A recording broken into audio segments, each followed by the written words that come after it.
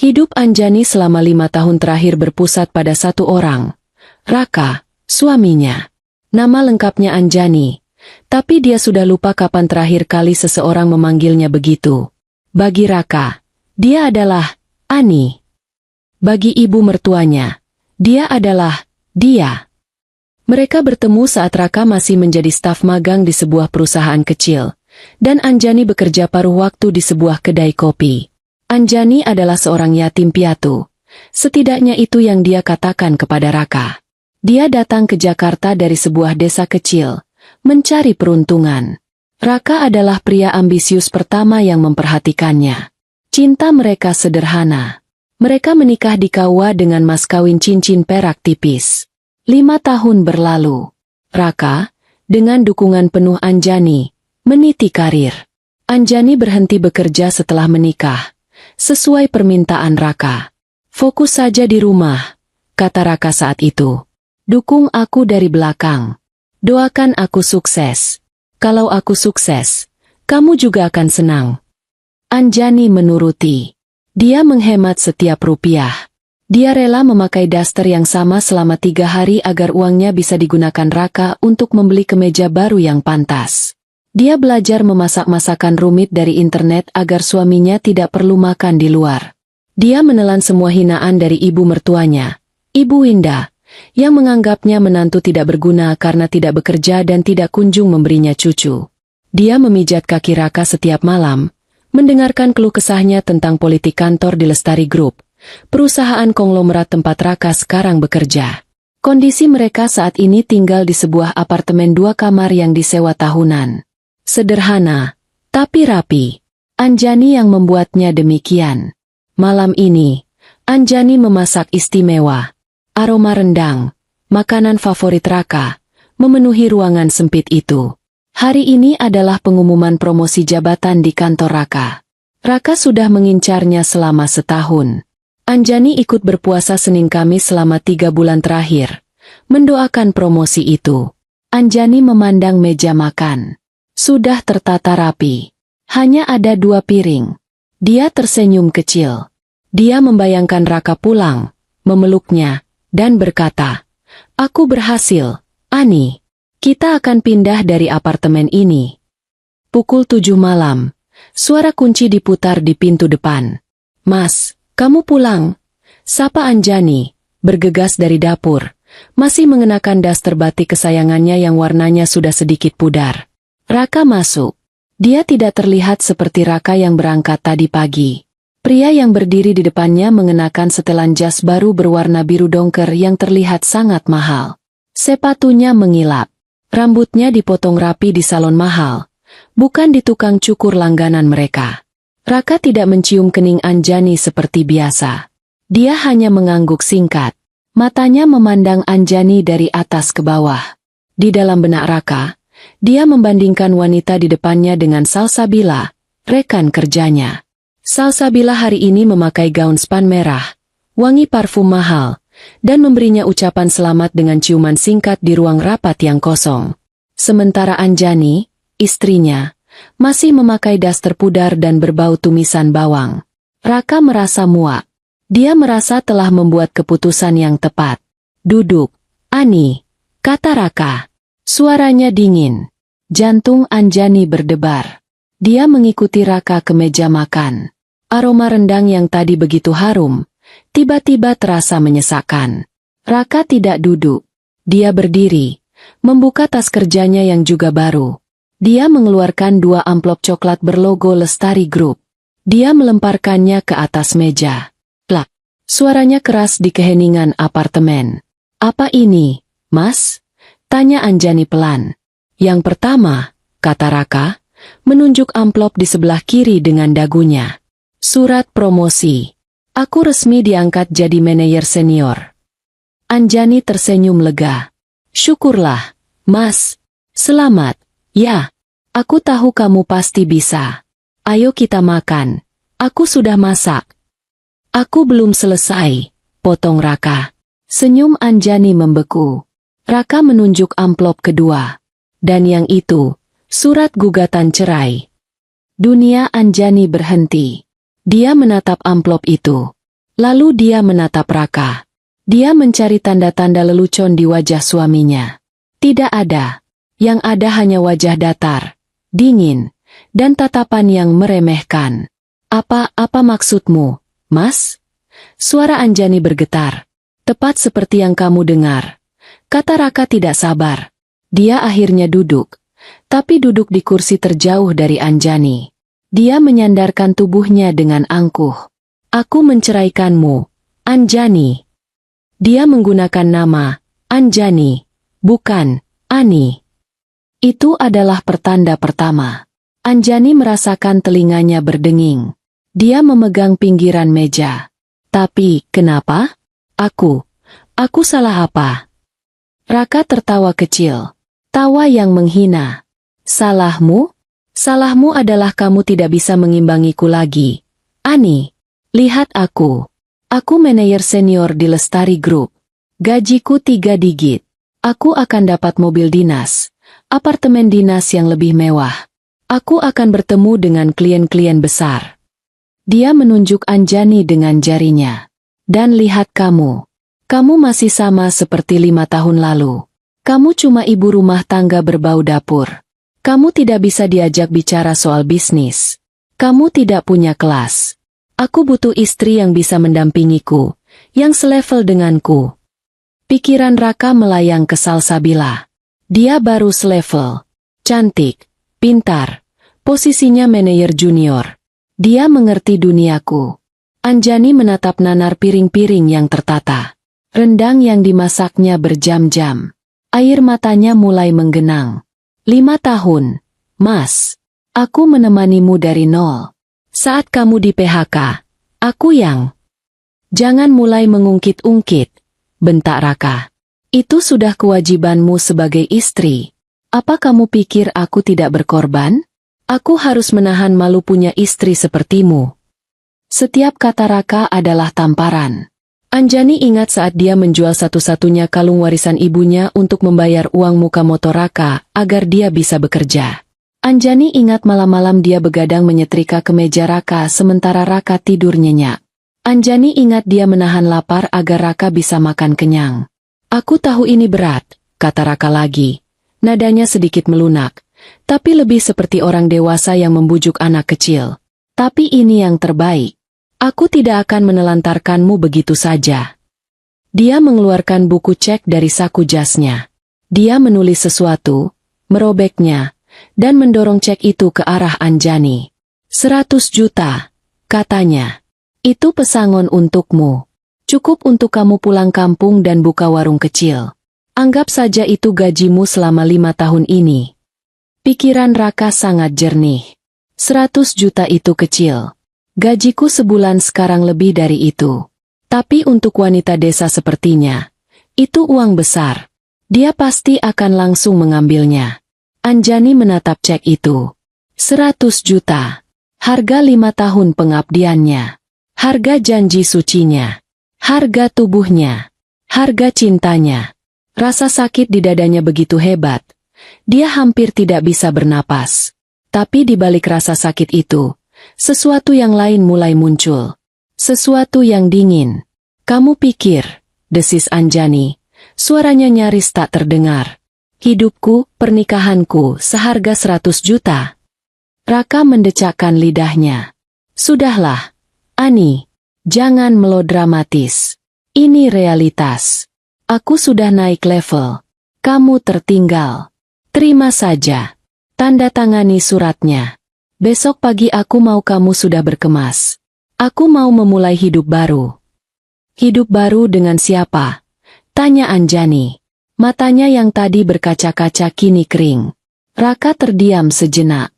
Dia tidak perlu tahu soal Salsabila. Belum. Bukan urusanmu. Urusan kita selesai. Raka berdiri. Dia mencium aroma rendang itu lagi dan perutnya bergejolak. Menjijikan. Aku mau mandi. Aku ada janji makan malam di luar. Katanya. Ini adalah kebohongan terakhirnya di rumah itu. Dia sebenarnya sudah berjanji pada Salsabila untuk merayakan promosi mereka di sebuah hotel bintang 5. Raka berjalan ke kamar mandi, meninggalkan Anjani yang duduk membeku di meja makan. Anjani menatap dua amplop itu. Surat promosi di Lestari Group dan surat cerai. Dia tidak menangis. Rasa sakitnya sudah terlalu dalam untuk bisa ditangisi. Yang dia rasakan sekarang adalah penghinaan. Dia merasa seperti ditarik dari dasar, diterbangkan tinggi-tinggi oleh harapan, lalu dibanting ke tanah sekeras-kerasnya oleh pria yang paling dia percayai. Dia menatap rendang di atas meja.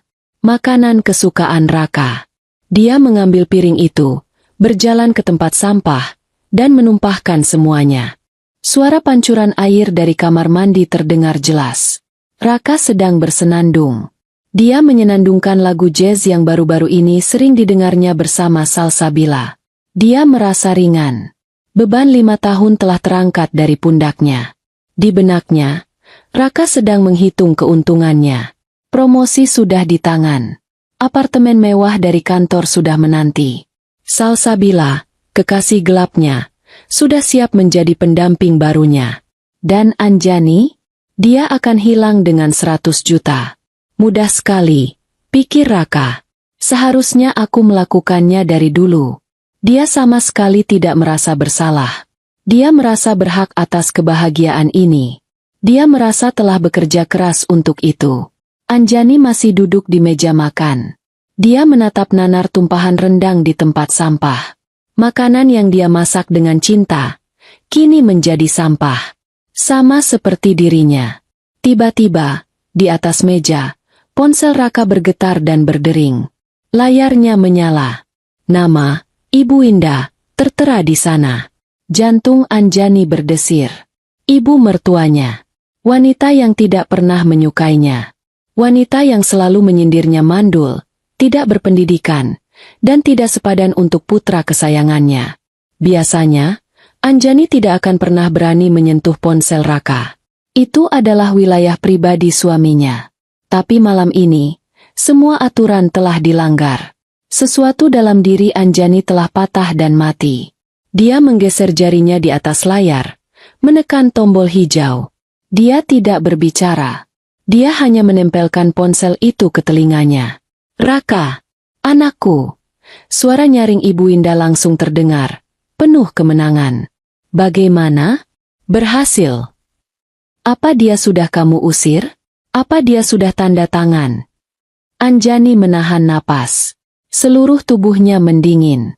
Ibu Indah, mengira keheningan di seberang adalah persetujuan, melanjutkan ocehannya yang penuh racun.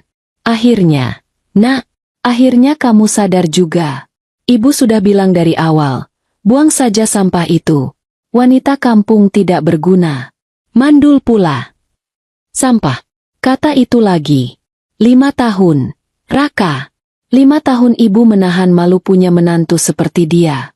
Tidak bisa bergaul, tidak bisa dandan, tidak bisa kasih ibu cucu. Sekarang kamu sudah jadi manajer senior. Kamu pantas dapat yang jauh lebih baik. Di dalam kamar mandi, Raka masih bersenandung, tidak menyadari konspirasi yang sedang terbongkar di luar. Untung ada Salsabila, ya, lanjut Ibu Indah. Suaranya kini terdengar licik dan puas. Ibu suka sekali sama dia. Cantik, sopan, kaya, manajer juga. Dia bilang sama ibu, dia yang bantu kamu dapat promosi itu. Dia juga yang kasih ide soal pesangon 100 juta itu. Katanya, biar si Anjani diam dan cepat pergi. Pintar sekali dia. Dia baru menantu yang sepadan untuk ibu. Jadi, ini bukan hanya rencana Raka. Ini adalah konspirasi. Suaminya, ibu mertuanya, dan wanita bernama Salsabila itu. Mereka semua bersekongkol untuk menyingkirkannya. Mereka telah merencanakan ini di belakangnya. Rasa sakit di hati Anjani yang tadi mulai mati rasa, kini lenyap seluruhnya. Dia tidak merasakan sakit lagi. Yang dia rasakan adalah amarah.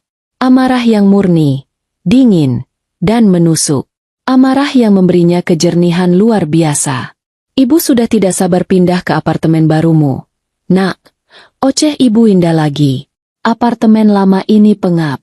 Salsabila janji mau belikan ibu perhiasan baru kalau kalian sudah menikah. Ah, ibu senang sekali. Raka, akhirnya penderitaan ibu punya menantu Udik selesai juga. Penderitaan? Pikir Anjani. Dia yang menderita? Anjani teringat saat Ibu Indah sakit tifus 3 tahun lalu. Raka sedang sibuk di kantor. Anjani yang merawatnya selama 2 minggu penuh. Membersihkan kotorannya, menyuapinya bubur, mengelap tubuhnya.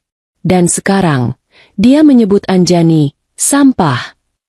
Ya sudah, kata Ibu Indah, akhirnya menyadari keheningan itu. Kamu pasti terlalu senang, ya? Bagus.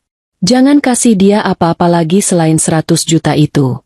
Kalau dia melawan, bilang sama ibu, biar ibu yang maki-maki dia. Sudah, ya. Selamat, anakku. Klik. Panggilan terputus. Anjani menurunkan ponsel itu dari telinganya. Tangannya tidak gemetar lagi. Matanya kering dan tajam. Dia meletakkan ponsel Raka kembali ke meja, persis di posisi semula. Beberapa detik kemudian, pintu kamar mandi terbuka. Raka keluar, hanya mengenakan handuk di pinggangnya. Rambutnya basah. Dia tampak puas dan segar. Kenapa kamu masih di situ? Tanyanya, sedikit jengkel. Aku kira kamu sudah mulai berkemas. Atau pingsan. Dia melihat ke tempat sampah dan menyadari rendang itu sudah dibuang. Oh, bagus. Kamu buang makanan. Boros seperti biasa. Boros? Pikir Anjani. Dia menyebutku boros? Anjani berdiri. Dia menatap Raka. Benar-benar menatapnya. Bukan sebagai istri yang mencintai, tapi sebagai orang asing yang menganalisis musuhnya. Dia melihat pria lemah yang bersembunyi di balik jas mahal. Pria arogan yang dikendalikan oleh ibunya dan kekasih gelapnya. Pria bodoh yang baru saja menghina satu-satunya orang yang tulus padanya. Ada apa? Raka mulai merasa tidak nyaman dengan tatapan Anjani. Tatapan itu bukan tatapan sedih. Itu tatapan kosong. Dingin. Aku akan tanda tangan, kata Anjani. Suaranya datar, tanpa emosi. Raka mengangkat alis. Lebih mudah dari yang kukira. Pikirannya dipenuhi kelegaan. Wanita ini memang bodoh.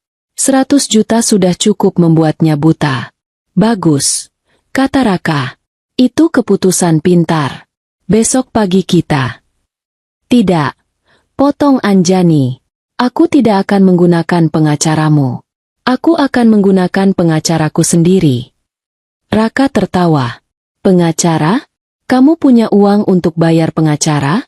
Dari mana? Bukan urusanmu. Jawab Anjani. Terserah, kata Raka, mengangkat bahu. Asal kamu cepat tanda tangan dan pergi dari sini. Aku akan pergi, kata Anjani. Malam ini. Lebih baik, seringai Raka. Dan soal pesangon. Ambil kembali cekmu, kata Anjani, mendorong cek 100 juta itu kembali ke arah Raka. Aku tidak butuh uangmu. Aku tidak mau sepeser pun darimu. Raka terkejut. Dia menolak 100 juta? Pikirnya bingung. Apa dia gila? Atau dia punya rencana lain? Ah, tidak mungkin. Wanita bodoh ini tidak mungkin punya rencana. Dia mungkin terlalu gengsi. Baguslah. Aku hemat 100 juta. Baik, kata Raka. Kalau itu maumu. Jangan menyesal nanti. Jangan datang mengemis padaku kalau kamu kelaparan. Tidak akan, kata Anjani. Dia berbalik dan berjalan menuju kamar tidur mereka. Kamar yang telah dia bersihkan setiap hari selama 5 tahun. Jangan bawa apa-apa kecuali pakaianmu, teriak Raka dari belakang. Semua barang di rumah ini aku yang beli. Anjani tidak menjawab. Dia masuk ke kamar, mengunci pintu. Raka di luar, menyeringai.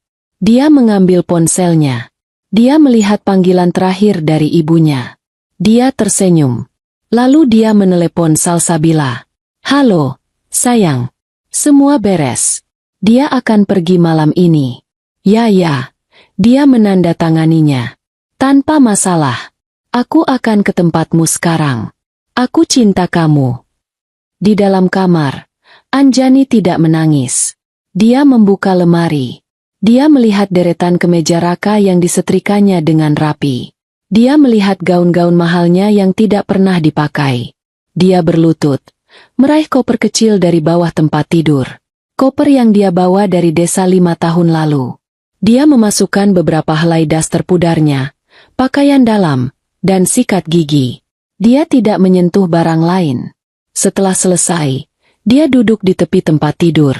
Kegelapan di kamar itu terasa menenangkan. Dia meraih tas selempang buluknya. Dari dalam tas, dia mengeluarkan sebuah ponsel lain. Ponsel tua, model lama, yang layarnya masih monokrom. Ponsel yang tidak pernah diketahui Raka. Dia menyalakan ponsel itu. Hanya ada satu nomor yang tersimpan di dalamnya, dengan nama Damar. Jari-jari Anjani mengetik pesan dengan mantap. Tidak ada keraguan. Damar. Ini Anjani. Aktifkan rencana. Dia menekan tombol, kirim. Ada jeda singkat. Lalu pesan terkirim. Anjani mematikan ponsel itu, melepas baterainya, dan melemparkannya kembali ke dalam tas. Lestari Group, pikir Anjani. Dia bangga sekali dengan promosi di Lestari Group. Ironi ini begitu pahit. Raka, suaminya, tidak tahu. Tidak ada yang tahu. Anjani, si yatim piatu dari desa, adalah bohong. Nama lengkapnya adalah Anjani Lestari. Cucu tunggal dan pewaris utama Raditya Lestari. Pemilik sah dari Lestari Group. Dia telah hidup sederhana selama 5 tahun, menyembunyikan identitasnya, karena dia ingin dicintai apa adanya, bukan karena hartanya. Kakeknya, Pak Raditya, telah menentang pernikahan ini, menyebut Raka oportunis. Tapi Anjani bersikeras. Dia cinta. Baik, kata kakeknya saat itu. Tapi kita buat polis asuransi. Damar adalah pengacara kepercayaan kakeknya. Dan rencana adalah protokol darurat jika Raka terbukti adalah pria yang dikhawatirkan kakeknya. Anjani berdiri.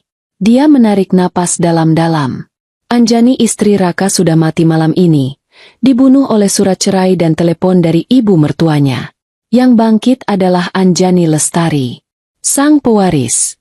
Dia membuka kunci pintu. Di luar, Raka sudah rapi dengan jas barunya, menyemprotkan parfum mahal. Akhirnya, katanya sinis, sudah selesai. Anjani berjalan melewatinya tanpa sepatah kata pun. Dia tidak menoleh ke belakang. Dia berjalan ke pintu depan. Hei, teriak Raka. Begitu saja? Tidak ada drama? Tidak ada tangisan. Anjani berhenti di ambang pintu. Dia berbalik perlahan. Dia menatap Raka untuk terakhir kalinya. Selamat atas promosimu, Mas Raka, katanya. Suaranya tenang, tapi menusuk. Nikmati selagi bisa. Dia membuka pintu dan melangkah keluar, menghilang ke dalam lorong yang gelap, meninggalkan Raka yang terdiam, bingung oleh kata-kata terakhirnya. Tapi kebingungan itu hanya sesaat. Raka tertawa, menganggapnya sebagai ancaman kosong. Dia mengunci pintu, dan bergegas pergi menemui masa depannya yang cerah. Dia tidak tahu, masa depannya baru saja berakhir. Anjani melangkah keluar dari lobi apartemen yang pengap itu ke udara malam Jakarta yang lembab. Dia tidak punya tujuan. Dia hanya berjalan. Dia meninggalkan 5 tahun hidupnya tanpa menoleh ke belakang. Apartemen itu, seisinya, adalah milik Raka, seperti yang pria itu katakan. Dia hanya membawa koper kecil berisi daster-daster lamanya dan tas selempang buluk. Dia berjalan sampai kakinya lecet. Dia tidak merasakan sakitnya. Pikirannya jernih, setajam silet. Setiap hinaan dari Ibu Indah, setiap kata merendahkan dari Raka, terngiang-ngiang. Sampah, tidak selevel, mandul, bodoh. Dia berhenti di sebuah halte bus yang sepi. Dia duduk. Dia bukan lagi Ani yang penurut. Dia adalah Anjani Lestari. Dan Anjani Lestari baru saja dipermalukan. Sebuah sedan hitam legam berhenti di depannya. Kacanya turun. Seorang pria berkacamata dengan setelan rapi menatapnya. Nona muda, panggilnya pelan. Dia adalah Damar, pengacara kepercayaan kakeknya, Pak Raditya. Tangan kanan keluarga Lestari. Anjani berdiri dan masuk ke mobil. Tidak ada air mata. Tidak ada keluhan. Langsung ke kantor? Tanya Damar. Suaranya penuh hormat. Namun ada nada khawatir di sana. Tidak. Jawab Anjani. Suaranya serak. Tapi tegas. Cari warung kopi paling dekat. Saya lapar. Pikiran Damar berputar. Nona muda baru saja diusir oleh suaminya. Dia adalah wanita terkaya di ruangan ini, mungkin di kota ini. Dan dia minta dibawa ke warung kopi. Damar mengerti. Ini bukan tentang makanan. Ini tentang tetap membumi. Tentang mengingat siapa dirinya sebelum ini. Mereka berhenti di sebuah warung kopi 24 jam yang remang-remang di pinggir jalan. Bau kopi instan dan mie rebus bercampur dengan asap rokok. Anjani duduk di bangku plastik, memesan teh tawar hangat dan 2 potong singkong goreng. Damar duduk di depannya. Dia meletakkan sebuah map coklat tebal di atas meja yang sedikit lengket. Sesuai instruksi Anda, rencana sudah diaktifkan. Kami telah memantau Tuan Raka selama 6 bulan terakhir. Anjani menatap map itu. 6 bulan. Jadi, firasat buruknya selama ini benar. Kakeknya benar. Kakek tahu. Tanyanya. Tuan Besar Raditya yang memberi perintah pemantauan, kata Damar pelan. Beliau khawatir saat Tuan Raka mulai meminta akses ke beberapa aset yang dia pikir adalah aset bersama. Anjani mengangguk. Dia tidak marah pada kakeknya. Dia marah pada dirinya sendiri karena begitu buta. Buka. Perintahnya. Damar membuka map itu. Isinya rapi. Terbagi menjadi 3 bagian. Bagian pertama, perselingkuhan. Damar mengeluarkan setumpuk foto. Foto-foto itu diambil dari jarak jauh. Tapi jelas. Raka sedang memeluk seorang wanita di lobi hotel. Raka sedang mencium wanita yang sama di dalam mobil. Raka sedang memasuki sebuah unit apartemen lain bersama wanita itu. Wanita itu adalah Salsabila. Salsabila. Manajer junior HRD, kata Damar, seolah membacakan laporan. Mereka sudah berhubungan selama 8 bulan. 8 bulan. Hati Anjani berdenyut sakit. 8 bulan lalu, aku menjual perhiasan terakhirku untuk membayar hutang kartu kredit Raka.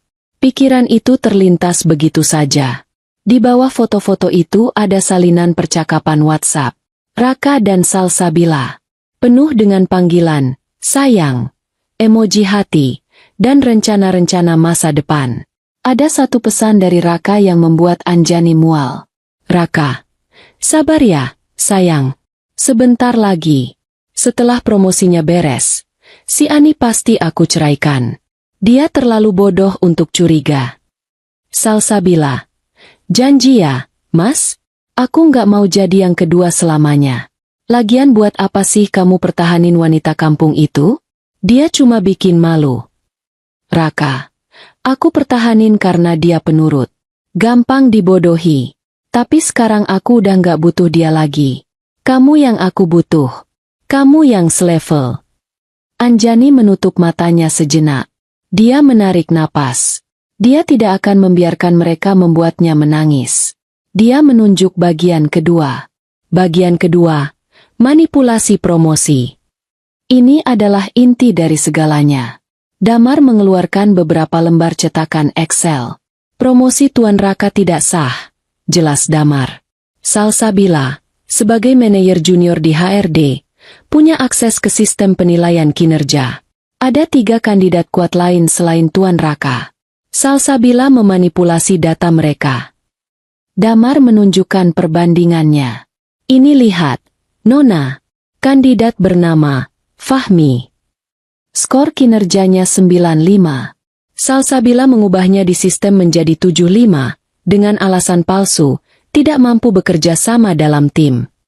Kandidat kedua, Fitri.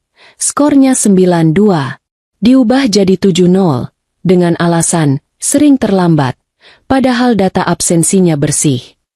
Sementara Tuan Raka, lanjut Damar, menunjuk baris nama Raka. Skor aslinya 78. Dia rata-rata. Tapi Salsabila mengubahnya menjadi 98. Dia memasukkan data-data palsu tentang proyek sukses yang sebenarnya dikerjakan oleh tim lain, tapi dia klaim sebagai hasil kerja Tuan Raka. Anjani menatap angka-angka itu.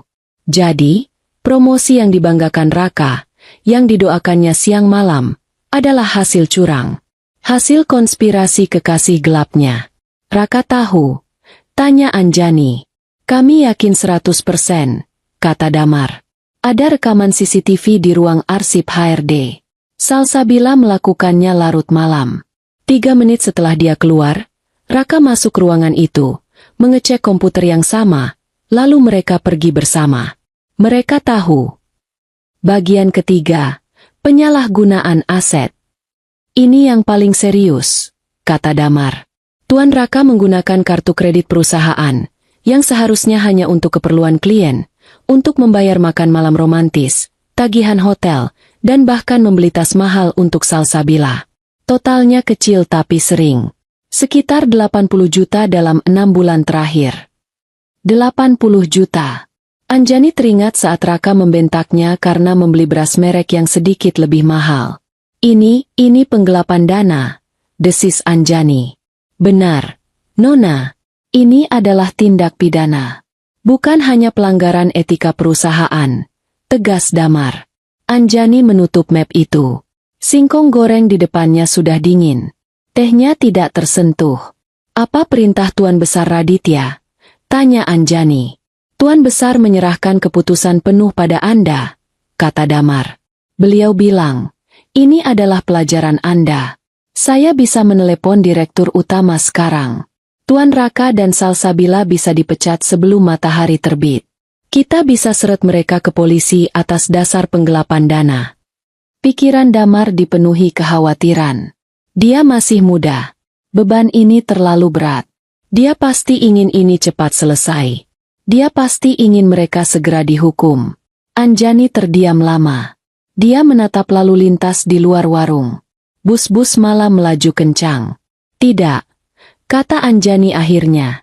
Damar terkejut. Nona. Tidak. Ulang Anjani, lebih keras. Dia menatap Damar, dan matanya berkilat. Ini bukan mata, Ani. Ini mata seorang Lestari. Jika aku memecatnya sekarang, dia hanya akan dipecat sebagai manajer rata-rata yang curang.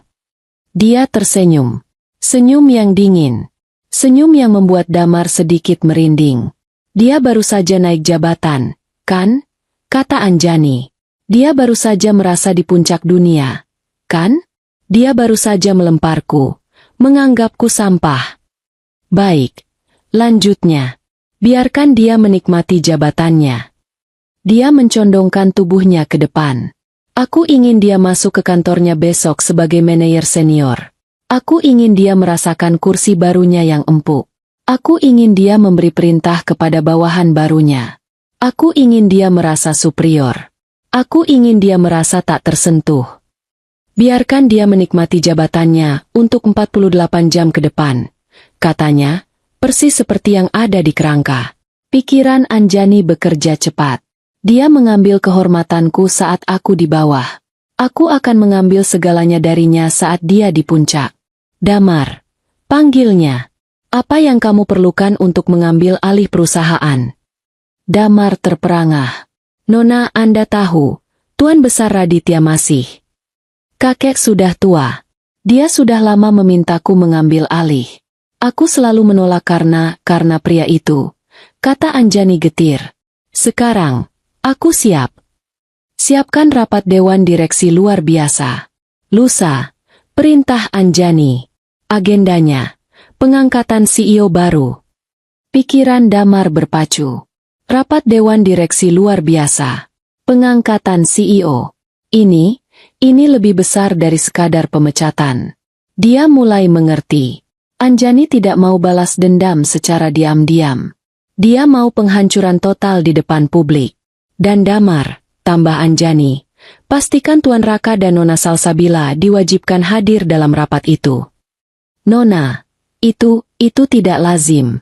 Mereka bukan level direksi, kata Damar. Buat jadi lazim, kata Anjani. Katakan undangan itu atas perintah khusus dari pemilik. Aku ingin mereka ada di ruangan itu saat aku mengambil alih. Anjani berdiri. Dia meletakkan selembar uang 50 ribuan di meja. Terima kasih untuk tehnya. Dia berjalan keluar dari warung kopi itu. Punggungnya tegak. Dia tidak lagi terlihat seperti wanita yang baru saja diusir. Dia terlihat seperti seorang ratu yang baru saja mendeklarasikan perang. Damar menatapnya pergi, lalu buru-buru menyambar ponselnya. Dia harus bekerja cepat. Halo, Pak Raditya, katanya. Nona muda sudah mengambil keputusan. Dan ya, Tuan, beliau persis seperti Anda. Sekitar 20 kilometer dari warung kopi remang-remang itu, di sebuah menara apartemen baru yang berkilauan di pusat kota, tawa riang terdengar. Raka dan Salsabila sedang merayakan kemenangan mereka. Unit apartemen ini 3 kali lebih besar dari apartemen lama Raka. Jendelanya terbentang dari lantai ke langit-langit, menyuguhkan pemandangan kota Jakarta yang gemerlap. Ini adalah salah satu fasilitas dari jabatan manajer senior. Untuk kita, kata Raka, mengangkat gelas sampanye. Gelas kristal itu berdenting dengan gelas Salsabila. Untuk kita, Mas, balas Salsabila. Suaranya mendesah. Dia melingkarkan lengannya di leher Raka. Dia mengenakan gaun tidur sutra berwarna merah. Akhirnya kita berhasil. Raka meneguk sampanyenya. Rasa minuman mahal itu membasuh tenggorokannya. Dia merasa tak terkalahkan. Ini baru hidup, pikir Raka.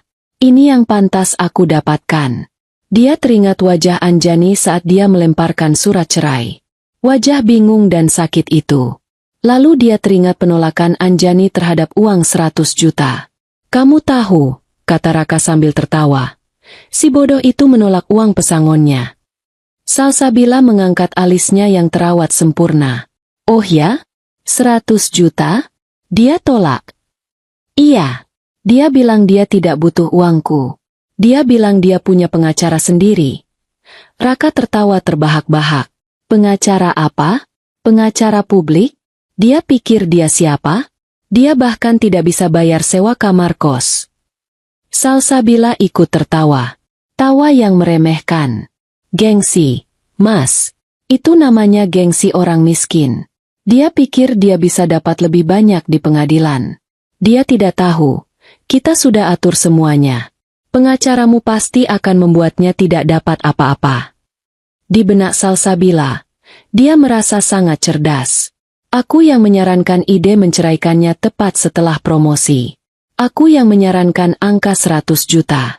Aku yang mengatur data kinerjanya. Raka tidak akan jadi apa-apa tanpaku.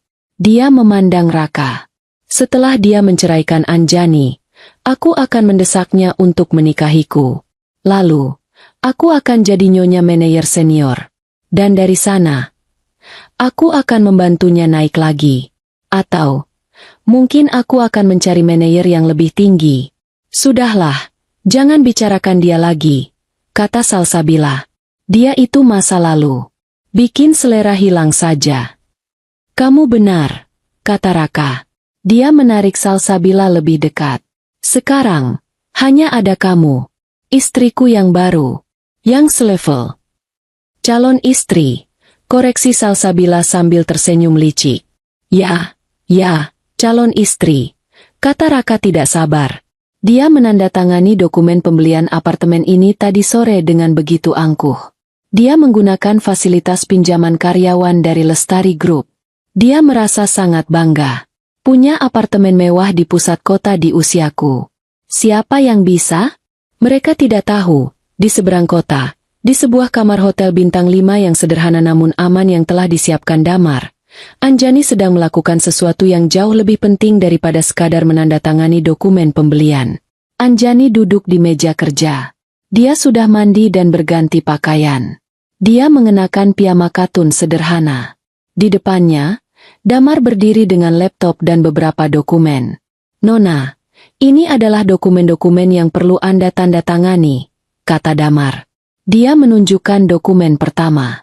Ini adalah surat kuasa dari Anda kepada saya untuk membekukan rekening gabungan Anda dengan Tuan Raka. Anda ingat rekening yang Anda buka bersamanya setelah menikah?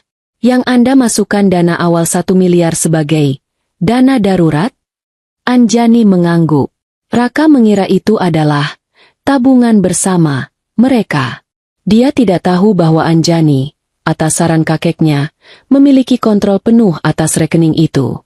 Raka hanya bisa menyetor, tapi tidak bisa menarik dalam jumlah besar tanpa persetujuan Anjani. Dia pasti berencana mengurasnya setelah perceraian, pikir Anjani. Dia pikir aku bodoh. Dia tidak akan bisa menyentuhnya sepeser pun. Efektif sekarang, kata Damar. Anjani menandatangani dokumen itu. Selanjutnya, kartu kredit, kata Damar. Dia memiliki 3 kartu kredit Black Card sebagai suami Anda, yang terhubung ke rekening keluarga Lestari. Dia pikir itu adalah fasilitas dari perusahaan lamanya. Dia menggunakannya untuk membayar hotel dengan Salsabila, pikir Anjani. Dia menggunakannya untuk membeli tas palsu untukku, dan tas asli untuk selingkuhannya. Blokir semuanya, kata Anjani. Sekarang juga. Damar mengangguk. Sudah mengetik di laptopnya. Dalam proses. Selanjutnya, ini yang paling penting. Dia menyodorkan dokumen ketiga. Apartemen baru yang dia tempati malam ini. Dan pinjaman karyawan yang dia ajukan. Kenapa? Tanya Anjani. Developer apartemen itu, Nusantara Property, adalah anak perusahaan Lestari Group. Bank yang memberikan pinjaman karyawan, Bank Niaga Lestari, juga milik kita, jelas Damar. Anjani nyaris tertawa. Ironisnya sungguh luar biasa. Raka begitu sombong mendapatkan fasilitas, tanpa tahu dia sedang meminta dari istrinya. Dia menandatangani pembeliannya sore ini, menggunakan surat promosi palsunya sebagai jaminan, kata Damar. Dia tidak akan tinggal di sana, kata Anjani. Tentu tidak, Nona. Dengan tanda tangan Anda di sini, pinjamannya ditolak. Alasannya, pemalsuan data kinerja. Dan pembelian unitnya dibatalkan. Dia akan secara teknis menjadi penghuni liar di apartemen itu besok pagi. Pikiran Damar dipenuhi kekaguman. Dia menghancurkannya lapis demi lapis. Bukan dengan bom, tapi dengan 1000 sayatan kertas. Ini jauh lebih menyakitkan. Anjani menandatangani dokumen terakhir. Anjani Lestari. Tanda tangannya tegas dan jelas. Kapan semua ini akan efektif? Tanya Anjani. Pembekuan rekening gabungan dan kartu kredit. Efektif dalam 1 jam ke depan, kata Damar. Penolakan pinjaman dan pembatalan apartemen. Surat resminya akan keluar besok pagi, tepat jam 9, saat dia baru duduk di kursi barunya. Bagus, kata Anjani. Aku ingin dia menerima kabar buruk pertama saat dia sedang merasa di puncak. Satu hal lagi, Nona, kata Damar. Gajinya. Gaji pertamanya sebagai manajer senior akan masuk lusa. Ke rekening mana? Dia punya rekening pribadi lain. Tanya Anjani. Ada. Rekening gaji lamanya. Saldonya hampir 0. Dia menghabiskan semuanya untuk uang muka apartemen yang sekarang dibatalkan itu, kata Damar. Biarkan gajinya masuk rekening itu, kata Anjani. Aku tidak akan menyentuh gajinya. Damar bingung. Tapi, Nona, dia bekerja untuk itu, meskipun dengan cara curang, kata Anjani. Biarkan dia mendapatkan uangnya. Aku ingin melihat bagaimana dia menggunakan gaji besar itu. Ketika semua hutangnya dari kartu kredit yang diblokir ditagihkan padanya secara pribadi. Ketika bank menagihnya karena gagal bayar pinjaman apartemen. Ketika dia tidak punya apa-apa lagi selain gaji itu. Dia tidak akan bisa bertahan sebulan, pikir Anjani.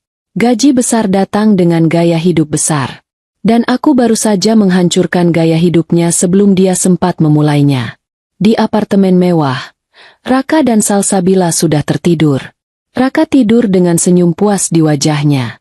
Dia bermimpi tentang rapat pertamanya sebagai manajer senior besok. Dia bermimpi tentang semua orang yang akan menghormatinya. Di kamar hotel, Anjani berdiri di depan jendela, memandangi pemandangan kota yang sama. Tapi dia tidak melihat kemerlapnya. Dia melihat sebuah kerajaan yang akan dia pimpin. Dia memegang secangkir teh tawar hangat. Aset yang diremehkan. Mereka pikir asetnya adalah uang 100 juta. Mereka pikir asetnya adalah tubuhnya. Mereka salah. Aset Anjani yang sebenarnya adalah namanya Lestari. Dan dia akan menggunakan nama itu untuk mengambil kembali semua yang telah mereka rampas darinya.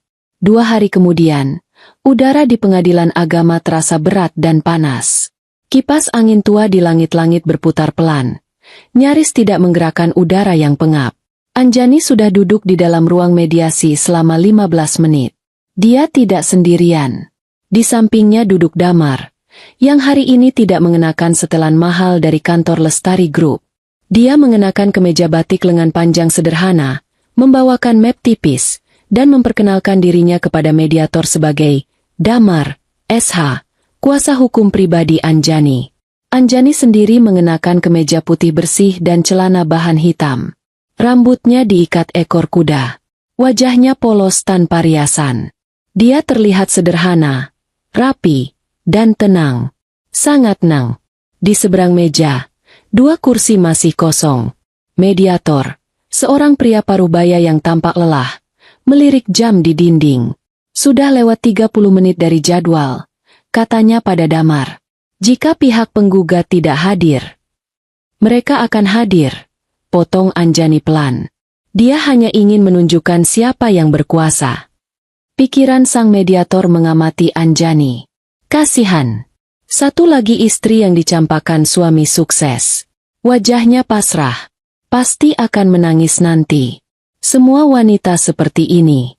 Tepat pukul 10.35, pintu ruang mediasi didorong terbuka dengan kasar. Raka masuk. Dia tidak masuk seperti orang yang sedang menghadapi perceraian. Dia masuk seperti seorang raja yang mengunjungi daerah kumuh. Dia mengenakan setelan jas abu-abu muda yang harganya mungkin setara dengan gaji mediator itu selama 3 bulan. Dia didampingi seorang pengacara berpenampilan licin yang membawa koper kulit tebal. "Maaf, kami terlambat," kata Raka. Nadanya sama sekali tidak menyesal. "Ada rapat penting dengan klien. Anda tahu, sebagai manajer senior, waktu saya sangat berharga."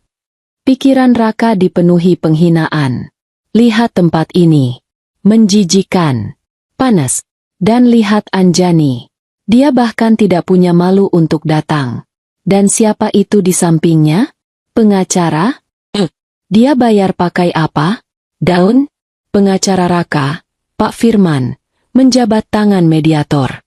"Firman, kuasa hukum Tuan Raka," katanya. Dia lalu mengangguk singkat ke arah Damar. Sebuah anggukan yang jelas meremehkan. "Baik, karena semua sudah hadir, mari kita mulai," kata mediator, membuka berkas. Ini adalah gugatan cerai talak dari pihak penggugat, Saudara Raka, terhadap tergugat, Saudari Anjani. Alasannya adalah ketidakcocokan yang terus-menerus. Mediator itu menatap Raka. "Sebelum kita lanjut, apakah Saudara Raka yakin? Tidak adakah niat untuk rujuk?" Raka tertawa kecil. "Rujuk? Pak, lihat kami. Apa kami terlihat seperti pasangan yang bisa rujuk? Saya sudah naik level. Dia tertinggal. Saya ingin ini selesai. Cepat." Pikiran Pak Firman, pengacara Raka, tersenyum dalam hati. Klien yang arogan. Tapi ini kasus mudah. Istri tidak bekerja, tidak punya anak, tidak punya apa-apa. Ini tidak akan lama. Mediator menghela napas. Dia beralih ke Anjani.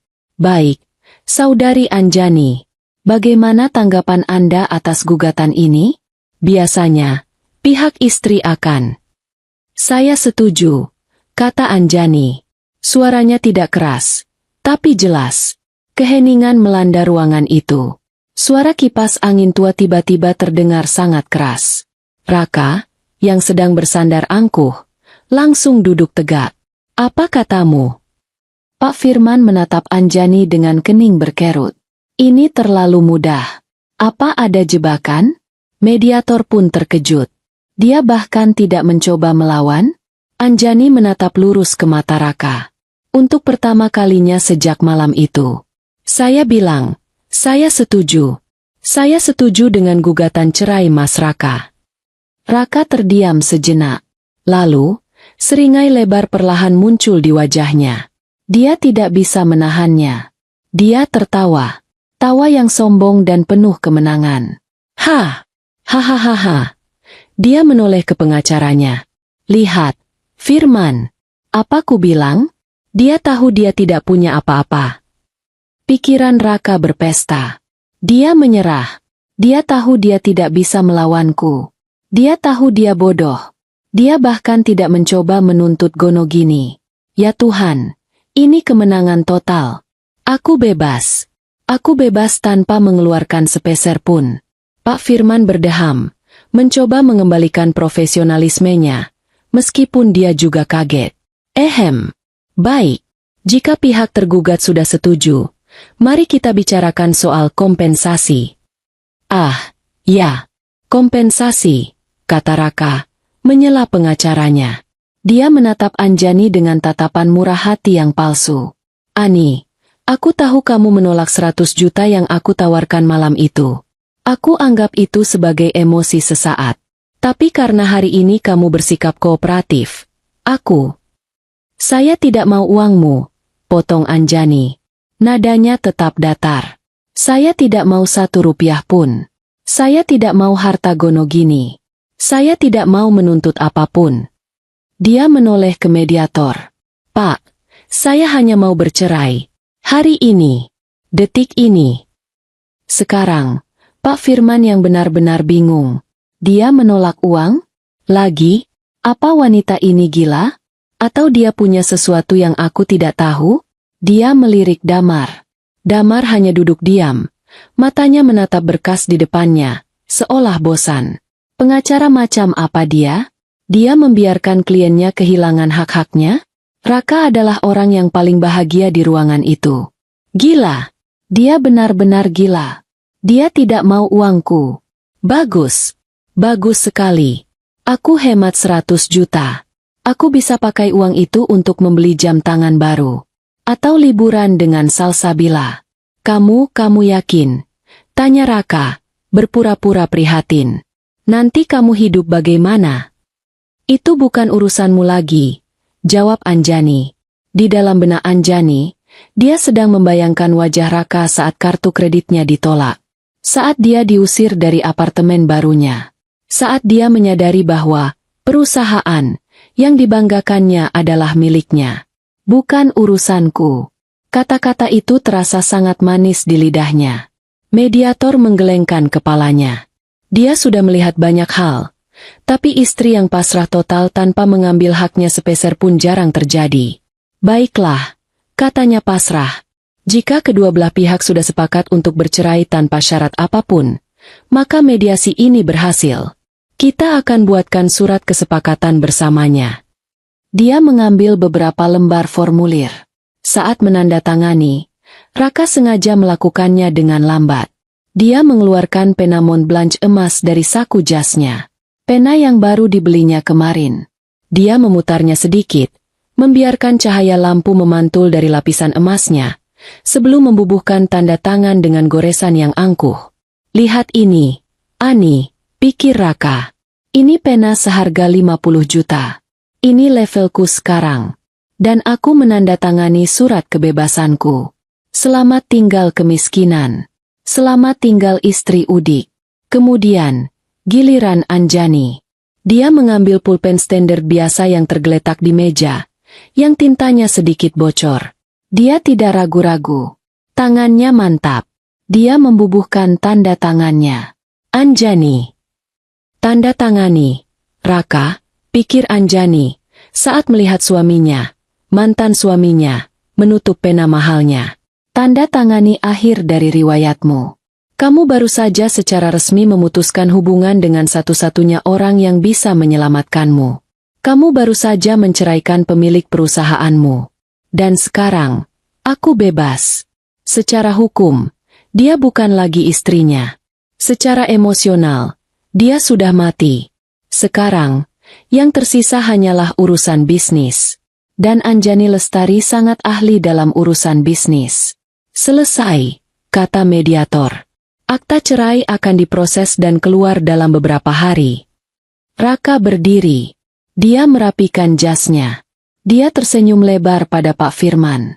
Kerja bagus, Firman. Ayo, kita makan siang di steakhouse terbaik. Saya yang traktir. Dia berjalan ke pintu. Sebelum keluar, dia menoleh ke Anjani, yang masih duduk diam. Anjani, katanya, nadanya penuh hinaan yang dibungkus kasihan palsu. Semoga sukses dengan hidup barumu. Dia tertawa kecil dan melangkah keluar dari ruangan, diikuti pengacaranya. Dia merasa seperti baru saja memenangkan lotre terbesar dalam hidupnya. Setelah pintu tertutup, Anjani tetap duduk selama 1 menit penuh. Damar menatapnya. Nona, Anda baik-baik saja. Anjani menoleh ke Damar. Dan untuk pertama kalinya hari itu, dia tersenyum. Senyum yang tipis, dingin, dan penuh perhitungan. Aku baik-baik saja, Damar, katanya sambil berdiri. Fase 1 selesai. Dia berjalan keluar dari ruang mediasi pengap itu dengan langkah yang ringan. Dia menghirup udara panas Jakarta di luar gedung pengadilan. Dan untuk pertama kalinya dalam 5 tahun, dia merasa benar-benar bebas. Sekarang, katanya pada Damar yang mengikutinya, kembali ke hotel. Aku harus bersiap untuk fase 2. Besok adalah hari besar. Pagi berikutnya, Raka berjalan memasuki lobi utama Lestari Group. Dia merasa seperti seorang kaisar yang baru saja memenangkan perang. Langkahnya mantap. Dagunya terangkat. Dia mengenakan setelan termahalnya, biru tua yang dijahit khusus, dengan dasi sutra merah marun. Dia sudah resmi bercerai. Dia bebas. Dia kaya. Dia adalah manajer senior. Saat dia melewati lobi, dia merasa semua mata tertuju padanya. Para resepsionis yang biasanya mengabaikannya, kini tersenyum dan menyapanya. Selamat pagi, Pak Raka. Staf junior yang berpapasan dengannya menunduk hormat. Lihat aku, pikir Raka dalam hati. Kalian semua, lihat aku. Dulu aku sama seperti kalian, berdesakan di lift barang, makan siang di warteg seberang. Sekarang, aku adalah Pak Raka. Aku yang berkuasa. Dia menaiki lift eksekutif. Lift yang lantainya dilapisi karpet tebal dan beraroma parfum mahal. Dia tiba di lantai 25. Lantai para manajer senior. Dia berjalan di koridor yang sepi dan mewah. Di ujung, di sebuah ruangan sudut dengan dinding kaca penuh yang menghadap ke pusat kota, terpasang papan nama perak mengilap. Raka, Senior Manager, Strategic Development. Dia berhenti sejenak. Dia menyentuh huruf-huruf timbul itu dengan jarinya. Milikku, bisiknya dalam hati. Akhirnya, semua ini milikku. Dia masuk ke dalam. Ruangan itu luas. Ada meja kayu ek besar, kursi kulit yang empuk, dan sofa untuk tamu. Seorang wanita muda, sekretaris barunya, berdiri dan menyapanya. Selamat pagi, Pak Raka. Saya sudah siapkan kopi Anda. Black, no sugar. Bagus. Terima kasih, kata Raka, mencoba terdengar biasa saja, padahal di dalam hatinya dia ingin melompat kegirangan. Sekretaris pribadi. Kopi disiapkan. Dia duduk di kursi kulitnya. Dia memutar kursinya, memandangi pemandangan gedung-gedung pencakar langit. Ini baru hidup. Anjani tidak akan pernah mengerti perasaan ini. Dia terlalu sibuk dengan daster dan pasar beceknya. Salsabila, ya. Salsabila yang mengerti. Dia menyalakan komputer barunya yang canggih. Di ponselnya, sebuah pesan masuk. Dari Salsabila. Salsabila. Bagaimana ruangan barumu, sayang? Suka. Berkedip. Di ruangannya di lantai 12. Di Departemen HRD. Salsabila tersenyum puas. Akhirnya, dia di atas, pikir Salsabila. Dan aku yang membawanya ke sana. Sekarang, aku harus mulai merencanakan langkahku selanjutnya. Menikah dengannya adalah prioritas. Ibu Indah sudah sepenuhnya di pihakku. Setelah kami menikah, posisiku sebagai Nyonya Raka akan aman. Dari sana, aku bisa mengendalikannya untuk naik lebih tinggi lagi. Atau jika ada direktur yang lebih menarik, aku bisa pertimbangkan lagi. Raka membalas pesan Salsabila. Sempurna. Seperti dirimu. Makan siang nanti di tempat biasa. Salsabila. Tentu.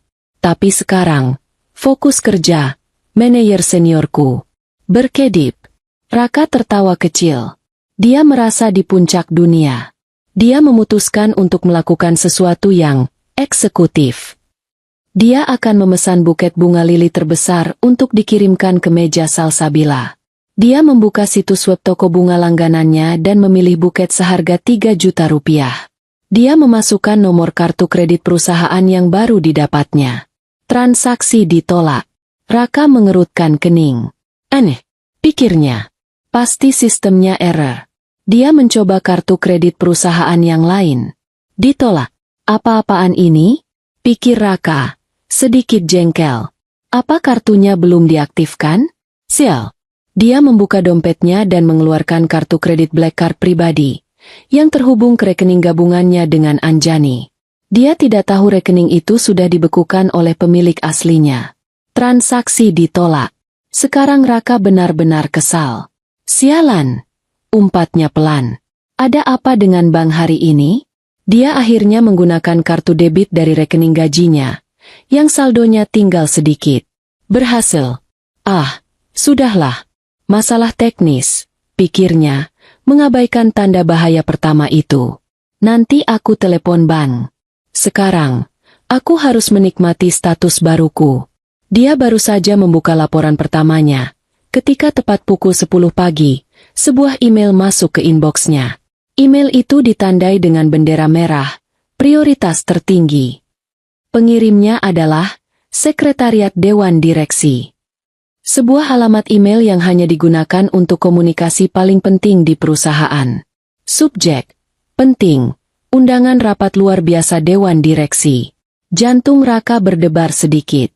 Dia membuka email itu. Kepada YTH. Bapak Raka. Sesuai arahan langsung dari pemilik Lestari Group, Anda diwajibkan hadir dalam rapat luar biasa Dewan Direksi. Waktu, hari ini, pukul 14 WIB. Tempat, ruang rapat utama, Boardroom 1, lantai 50. Kehadiran, wajib dan tepat waktu. Catatan, harap membawa semua materi dan data pendukung terkait promosi jabatan Anda.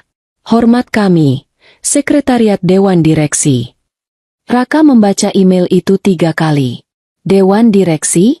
Pikirnya. Lantai 50? Itu adalah lantai teratas. Lantai suci.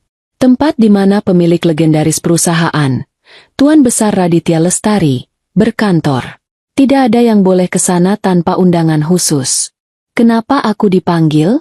Pikirannya berpacu. Rapat luar biasa? Lalu, kesombongannya mengambil alih. Ah, aku tahu. Senyum terkembang di wajahnya. Mereka pasti sangat terkesan dengan kinerjaku. Promosiku pasti menarik perhatian Tuan Besar Raditya sendiri. Dia merasa darahnya terpompa penuh adrenalin. Ini dia. Mereka ingin memberiku selamat secara pribadi. Mungkin mereka ingin memberiku proyek yang lebih besar. Dia membaca catatan di bawah. Bawa materi promosi Anda. Tentu saja. Pikir Raka. Mereka ingin tahu lebih banyak tentang proyek-proyek sukses yang aku cantumkan. Mereka ingin mendengar langsung dari sang bintang. Salsabila benar. Data yang kami masukkan itu sangat brilian. Dia merasa tak terkalahkan. Ini adalah harinya. Di lantai 12. Salsabila menerima email yang identik. Reaksinya sangat berbeda. Saat dia membaca kata, Dewan Direksi, dan lantai 50, perutnya terasa mual. Tidak, pikirnya. Kenapa aku? Pikirannya panik. Aku hanya manajer junior HRD. Aku tidak punya urusan dengan Dewan Direksi. Rapat luar biasa? Atas arahan pemilik? Ini bukan pertanda baik. Rapat Dewan luar biasa biasanya berarti ada masalah besar. Pemecatan direktur. Skandal keuangan. Lalu dia membaca catatan itu. Harap membawa semua materi dan data pendukung terkait promosi jabatan Bapak Raka. Darah seolah terkuras dari wajah Salsabila. Dia merasa kedinginan. Mereka tahu. Tidak mungkin. Dia mencoba menenangkan dirinya. Bagaimana mereka bisa tahu? Aku sudah menghapus semua jejaknya. Aku mengubahnya langsung di server. Lognya sudah aku bersihkan. Tidak ada bukti. Dia mencoba bernapas. Tenang, Salsabila. Tenang. Jangan panik. Dia mencoba berpikir logis. Mungkin Raka benar. Mungkin ini hal baik. Mungkin mereka ingin memberi kita berdua bonus besar. Ya, bonus karena telah menemukan bakat luar biasa seperti Raka. Mereka memanggilku karena aku yang merekomendasikan promosinya dari sisi HRD. Tapi firasat buruknya tidak hilang. Kenapa rasanya sangat salah? Dia segera menelepon Raka melalui saluran intercom. Suaranya bergetar. Mas, kamu dapat emailnya? Tentu saja. Suara Raka di seberang terdengar riang dan meledak-ledak. Ini dia, sayang. Panggung besar kita. Lantai 50. Tuan Besar Raditya ingin bertemu kita. Mas, aku takut, bisik Salsabila. Ini aneh. Kenapa aku juga dipanggil? Kenapa mereka spesifik meminta data promosi kamu? Sayang, kamu terlalu khawatir, kata Raka. Tawanya terdengar. Itu karena kamu brilian. Kamu yang menemukan aku. Mereka ingin memberi kita penghargaan. Aku yakin itu. Tapi Mas. Sudah, jangan tapi-tapi. Potong Raka. Siapkan saja datanya. Cetak yang rapi. Ini kesempatan kita untuk bersinar di depan pemilik langsung. Pukul 2 siang. Pakai blazermu yang paling bagus. Kita akan bertemu sang pemilik. Raka menutup telepon. Dia menghabiskan 1 jam berikutnya mondar-mandir di ruangannya. Berlatih bicara. Memastikan jasnya licin sempurna, dan menyemir ulang sepatunya. Dia merasa seperti sedang berjalan menuju pelantikan. Direktur Raka, pikirnya. Hahaha, aku suka sekali bunyinya. Salsabila, di sisi lain, merasa mual. Dia memeriksa kembali semua data yang dia ubah. Dia tidak menemukan keanehan. Semuanya terlihat bersih. Mungkin aku memang terlalu paranoid, pikirnya. Mungkin ini memang kabar baik. Dia memaksakan diri untuk percaya itu. Pukul 13.50. Raka dan Salsabila bertemu di depan lift pribadi berlapis kuningan yang khusus menuju lantai 50. Raka tersenyum lebar, memancarkan kepercayaan diri. Salsabila tersenyum kaku, matanya sedikit gelisah. Ayo, kata Raka, merangkul pinggang Salsabila. Jangan tegang. Ini hari kemenangan kita. Semoga kamu benar, Mas, pikir Salsabila dalam hati. Semoga kamu benar. Karena kalau tidak, kita berdua habis. Benar-benar habis. Pintu lift berdenting terbuka. Mereka melangkah masuk. Pintu kuningan itu menutup dengan suara mendesis yang pelan, membawa mereka naik menuju takdir mereka. Lift pribadi berlapis kuningan itu berdenting pelan saat tiba di lantai 50. Pintunya terbuka tanpa suara, menampakkan sebuah lobi yang sama sekali berbeda dari lantai-lantai di bawahnya. Di sini tidak ada hiruk-pikuk karyawan. Tidak ada suara telepon berdering atau mesin fotokopi. Yang ada hanya keheningan yang mahal. Lantainya terbuat dari marmer hitam pekat yang mengilap seperti cermin. Dindingnya dilapisi panel kayu jati gelap. Udaranya sejuk dan beraroma samar kayu cendana dan teh. Hanya ada satu meja resepsionis besar yang kosong, dan di belakangnya, sebuah pintu ganda setinggi 3 meter yang terbuat dari kayu solid. Raka melangkah keluar lebih dulu. Dia merasa seperti sedang memasuki istana. Luar biasa, pikirnya. Ini adalah level kekuasaan yang sebenarnya. Dan aku di sini. Aku diundang. Kesombongannya membengkak, menutupi sisa-sisa kegelisahan yang sempat muncul karena kartu kredit yang ditolak. Dia menganggap itu masalah teknis kecil yang akan dia bereskan nanti. Salsabila mengikuti di belakangnya. Kakinya terasa berat. Keheningan dan kemewahan yang ekstrim ini tidak membuatnya terkesan. Itu membuatnya takut. Ini bukan tempat untuk manajer junior. Pikirannya menjerit. Ini tempat para dewa. Dan kita dipanggil ke sini untuk diadili. Dia meremas map berisi data-data promosi palsu itu di tangannya hingga buku-buku jarinya memutih. Tenang, bisik Raka. Merasakan kegugupan Salsabila. Dia menepuk punggung wanita itu dengan sikap meremehkan. Kamu bersamaku. Mereka akan menyukaimu. Dua orang petugas keamanan berjas hitam, yang berdiri tak terlihat di sudut ruangan, melangkah maju. Mereka tidak tersenyum. Bapak Raka dan Nona Salsabila? Tanya salah satu dari mereka. Suaranya berat. Ya, kami ada janji rapat dengan Dewan Direksi, kata Raka, mencoba terdengar angkuh. Petugas itu tidak terkesan. Dia hanya mengangguk ke arah pintu ganda itu. Dewan Direksi sudah menunggu Anda. Dia mendorong pintu besar itu hingga terbuka. Raka menarik napas, membusungkan dadanya, dan melangkah masuk.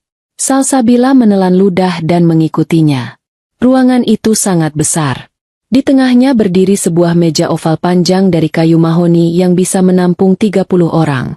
Belasan orang pria dan wanita paruh-baya, semuanya mengenakan setelan paling mahal, sudah duduk mengelilingi meja. Mereka adalah Dewan Direksi Lestari Group. Wajah mereka semua serius. Tidak ada yang tersenyum. Tidak ada yang mengobrol. Di sekeliling ruangan, berdiri beberapa orang lagi. Mereka adalah para eksekutif puncak. Dan di antara mereka, Raka melihat Damar, pengacara si Anjani. Pikiran Raka terkejut sejenak. Apa yang dia lakukan di sini? Apa dia menyelinap masuk? Raka memandangnya dengan jijik.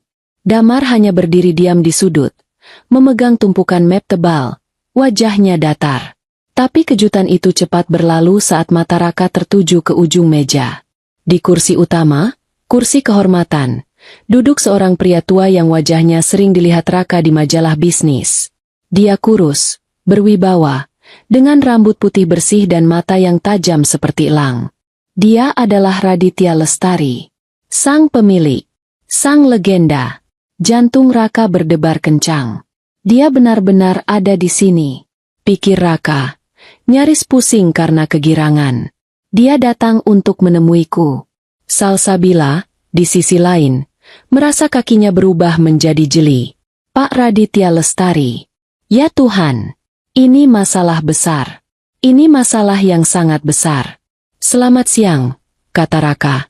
Suaranya sedikit terlalu keras di ruangan yang hening itu. Terima kasih atas undangannya, Tuan Besar Raditya. Saya Raka, manajer senior baru Anda. Dan ini. Kami tahu siapa Anda, Tuan Raka. Sebuah suara memotongnya. Suara itu bukan suara Tuan Raditya. Itu suara wanita. Suara itu datang dari kursi lain di ujung meja. Kursi CEO.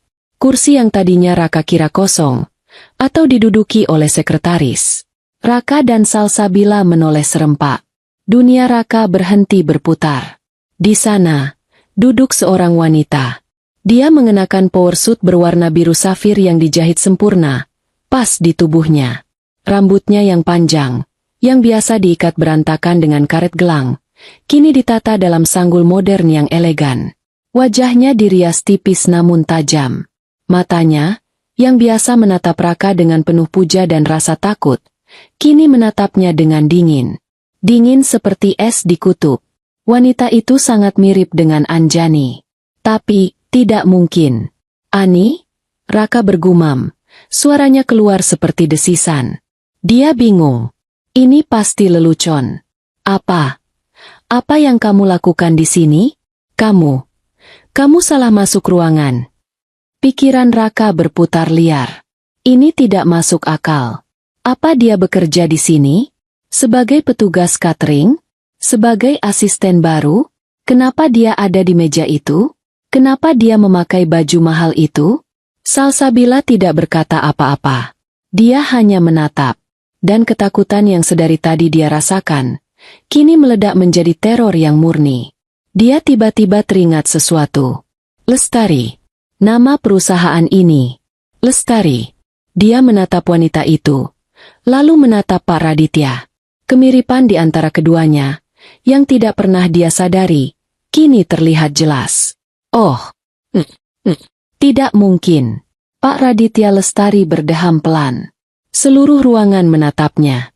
Lalu, dia menatap wanita di sampingnya dengan sorot mata yang penuh kebanggaan. Selamat siang, semuanya, kata Pak Raditya.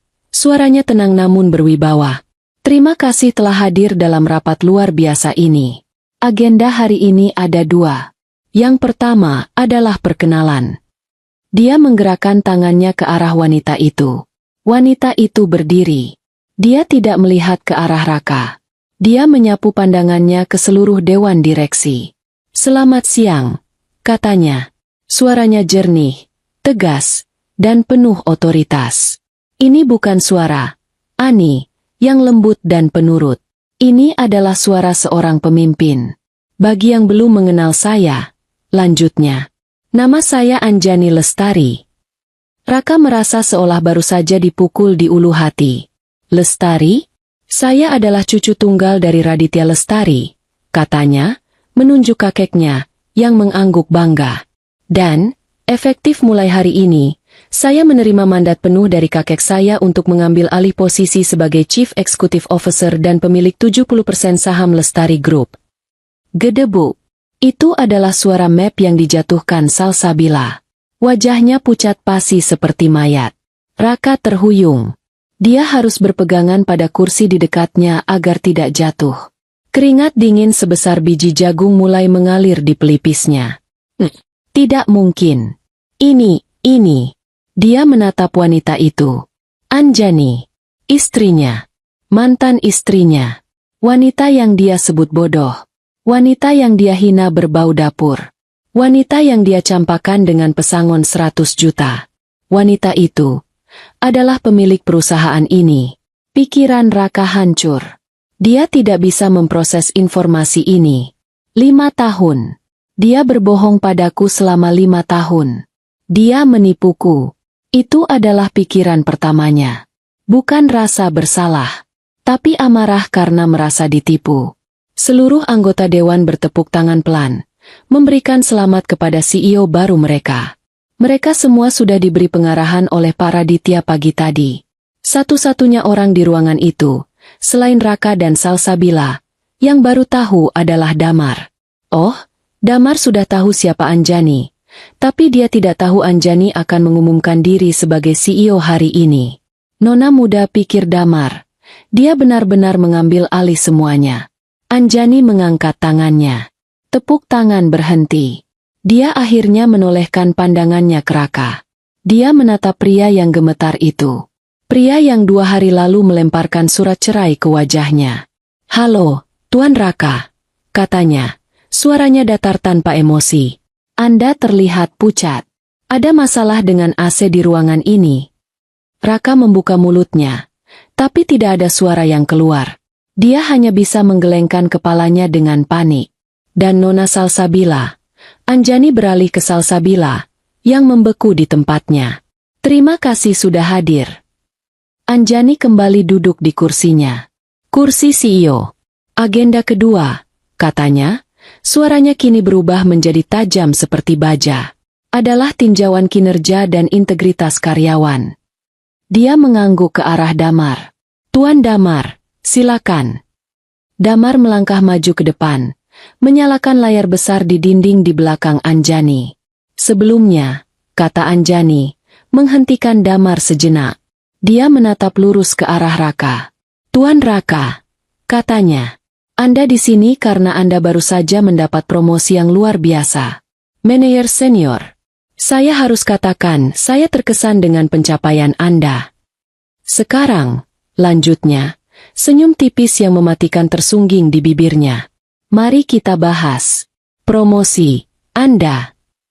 Layar besar di belakang Anjani menyala. Damar, yang kini berdiri di depan, terlihat seperti seorang jaksa penuntut umum yang siap membacakan dakwaan. Dia tidak lagi terlihat seperti pengacara kelas 3 yang mendampingi Anjani di pengadilan agama. Dia adalah kepala tim hukum Lestari Group. Selamat siang, Dewan Direksi. Damar memulai. Yang Mulia Tuan Raditya. Ibu CEO Anjani Lestari. Atas perintah dari kantor pemilik, kami telah melakukan audit internal mendesak terhadap proses promosi jabatan manajer senior di Divisi Strategic Development. Jantung Raka serasa diremas. Audit internal. Dia melirik Salsabila. Wanita itu gemetar hebat hingga giginya bergemeletuk. Ada 4 kandidat untuk posisi tersebut. Lanjut Damar. Dia menekan sebuah tombol. Di layar muncul 4 foto. Raka, Fahmi, Fitri, dan 1 orang lagi. Di samping setiap foto, ada matriks kinerja. Seperti yang Anda lihat, kata Damar, menunjuk ke layar dengan laser pointer. Kandidat Fahmi memiliki skor kinerja mentah 95, rekam jejak proyek sempurna. Kandidat Fitri, 92, dengan pujian khusus dari klien. Lalu ada Tuan Raka, kata Damar. Suaranya datar. Skor mentah 78. Kinerja rata-rata. Tidak ada proyek yang menonjol. 1 catatan disipliner karena keterlambatan. Raka ingin berteriak. Itu bohong. Tapi dia tidak bisa. Tenggorokannya tercekat. Namun, kata Damar, sesuatu yang ajaib terjadi di sistem HRD kami. Tiba-tiba, skor Tuan Fahmi diubah menjadi 75, dengan catatan palsu, tidak kooperatif. Skor Nona Fitri diubah menjadi 70, dengan catatan palsu, masalah absensi. Damar berhenti sejenak, membiarkan informasi itu meresap. Dan skor Tuan Raka? Skornya, secara ajaib, berubah dari 78, menjadi 98. Menjadikannya kandidat teratas. Pikiran Raka kacau. Bagaimana mereka tahu? Bagaimana mereka mendapatkan data mentahnya? Itu tidak benar. Raka akhirnya menemukan suaranya. Suaranya melengking tinggi, penuh kepanikan. Itu fitnah. Kinerja saya memang sebagus itu. Anjani, kamu melakukan ini, kan? Kamu menjebakku karena aku menceraikanmu. Dia masih memanggilnya Anjani. Dia masih berpikir ini adalah balas dendam pribadi seorang istri yang cemburu. Anjani tidak bergeming. Dia hanya menatap Raka dengan tatapan bosan. Dia masih tidak mengerti, pikir Anjani. Dia masih berpikir dia yang menjadi korban. Lanjutkan, Damar, katanya pelan. Tentu, Ibu CEO, kata Damar. Kami penasaran, siapa yang melakukan perubahan ini? Jadi kami memeriksa log server keamanan.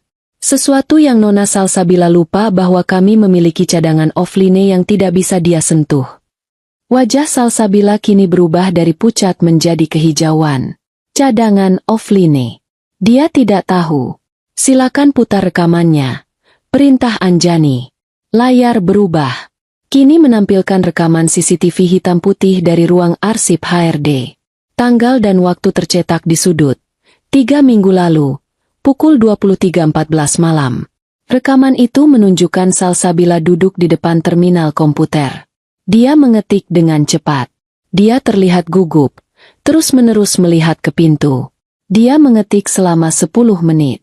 Lalu dia berdiri dan pergi. Itu, saya sedang lembur. Pekik Salsabila. Tentu, kata Damar. Tunggu sebentar. 2 menit kemudian, rekaman menunjukkan pintu terbuka lagi. Raka masuk. Dia melihat sekeliling. Lalu dia berjalan ke komputer yang sama persis dengan yang baru saja digunakan Salsabila. Dia melihat ke layar, tersenyum, mengangguk puas, lalu pergi.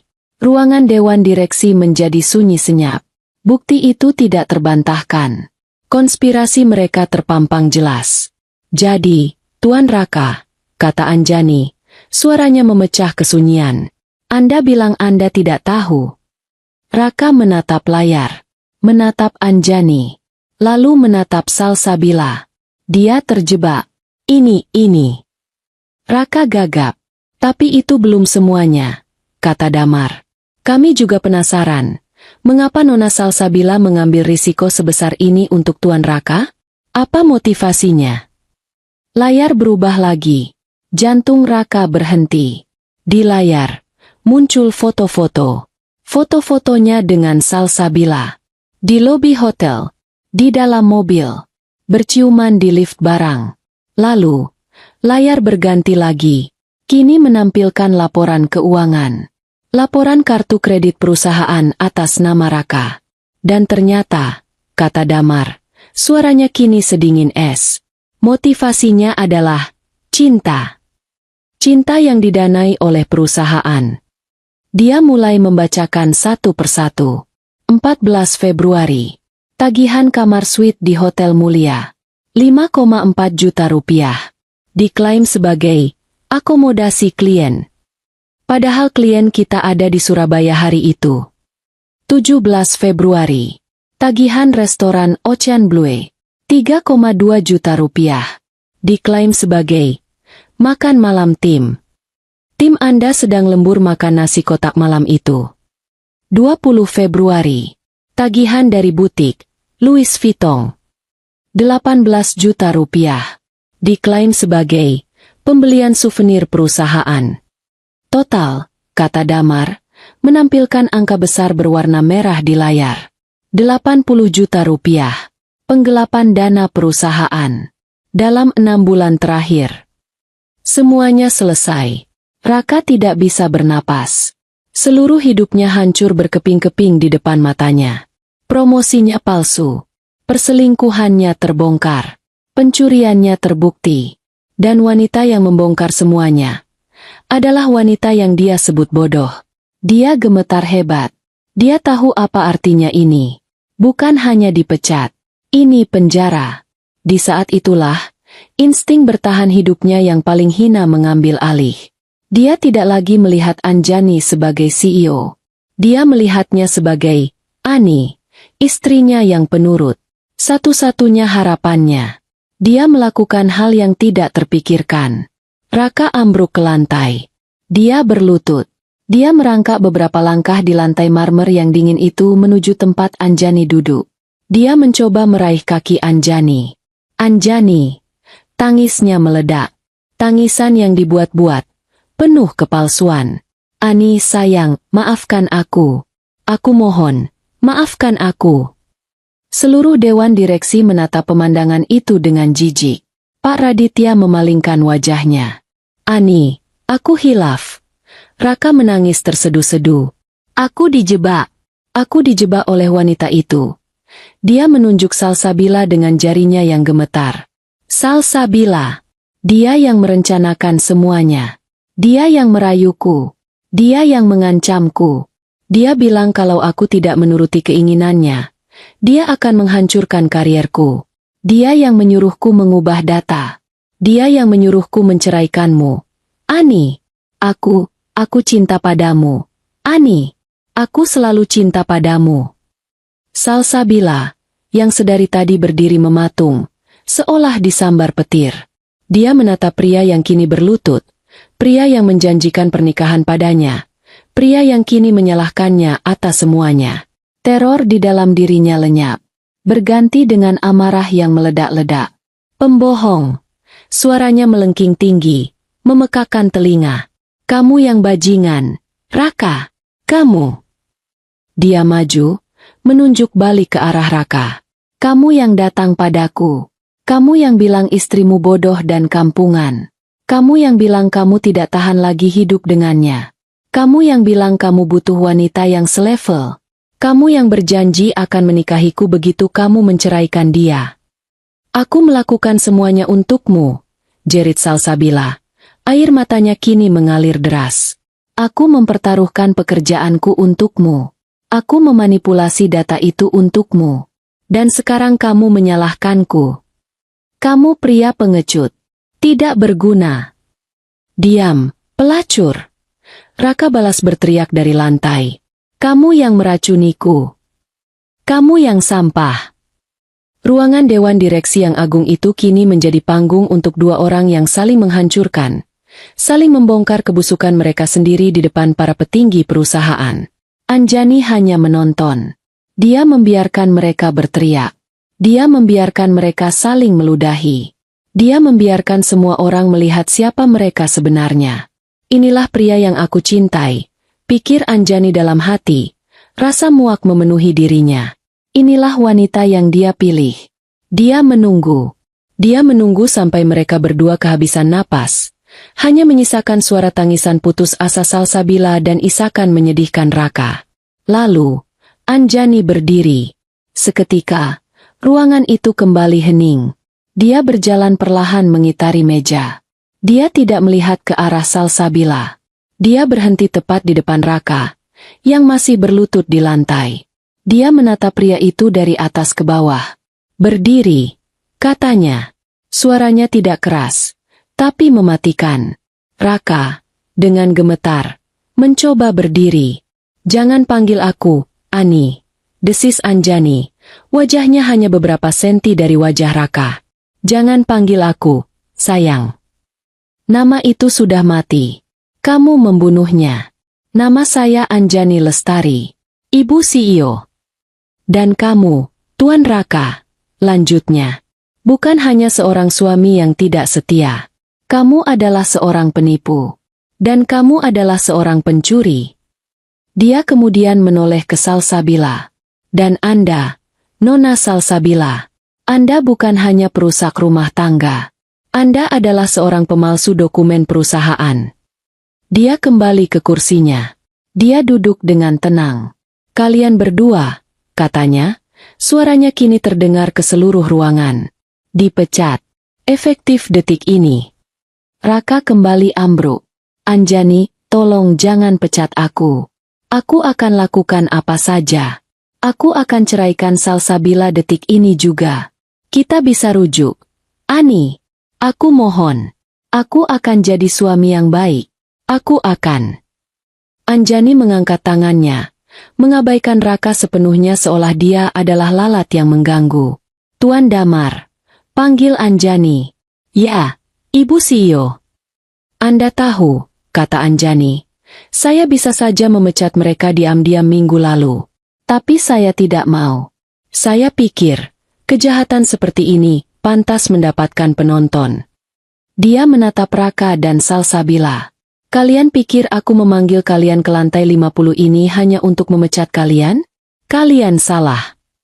Ini bukan hanya pemecatan, lanjutnya. Ini penggelapan dana. Ini pemalsuan data.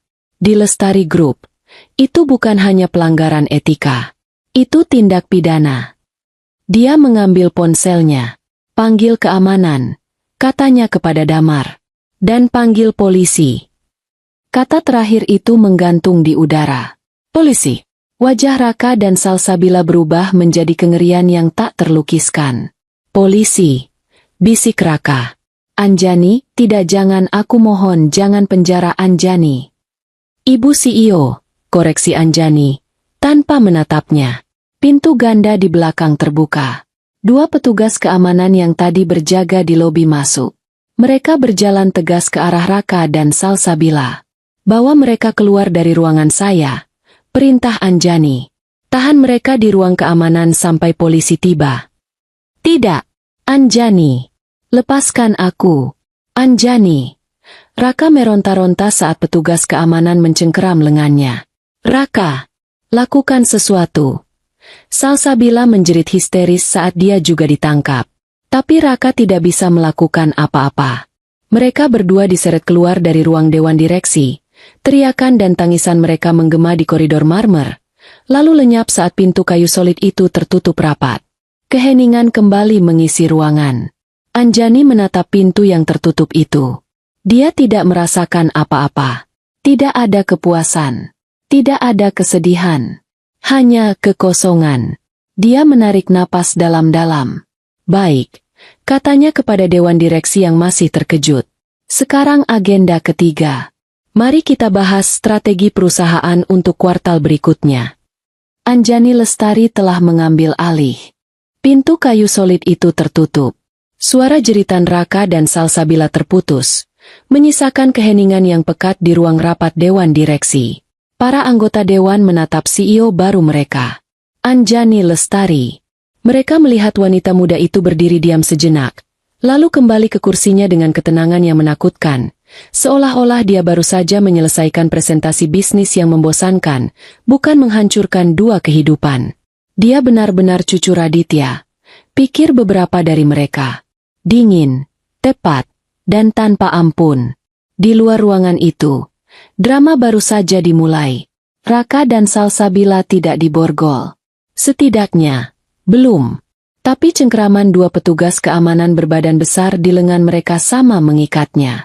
Mereka diseret, lebih tepatnya didorong, menjauh dari pintu ruang rapat. "Lepaskan aku. Kamu tidak tahu siapa aku." Raka masih mencoba berteriak, tapi suaranya pecah. Dia masih mengandalkan jabatannya yang kini sudah lenyap. "Tuan Raka, mohon tenang," kata salah satu petugas. Suaranya datar. "Anda membuat keributan. Bajingan. Ini semua salahmu."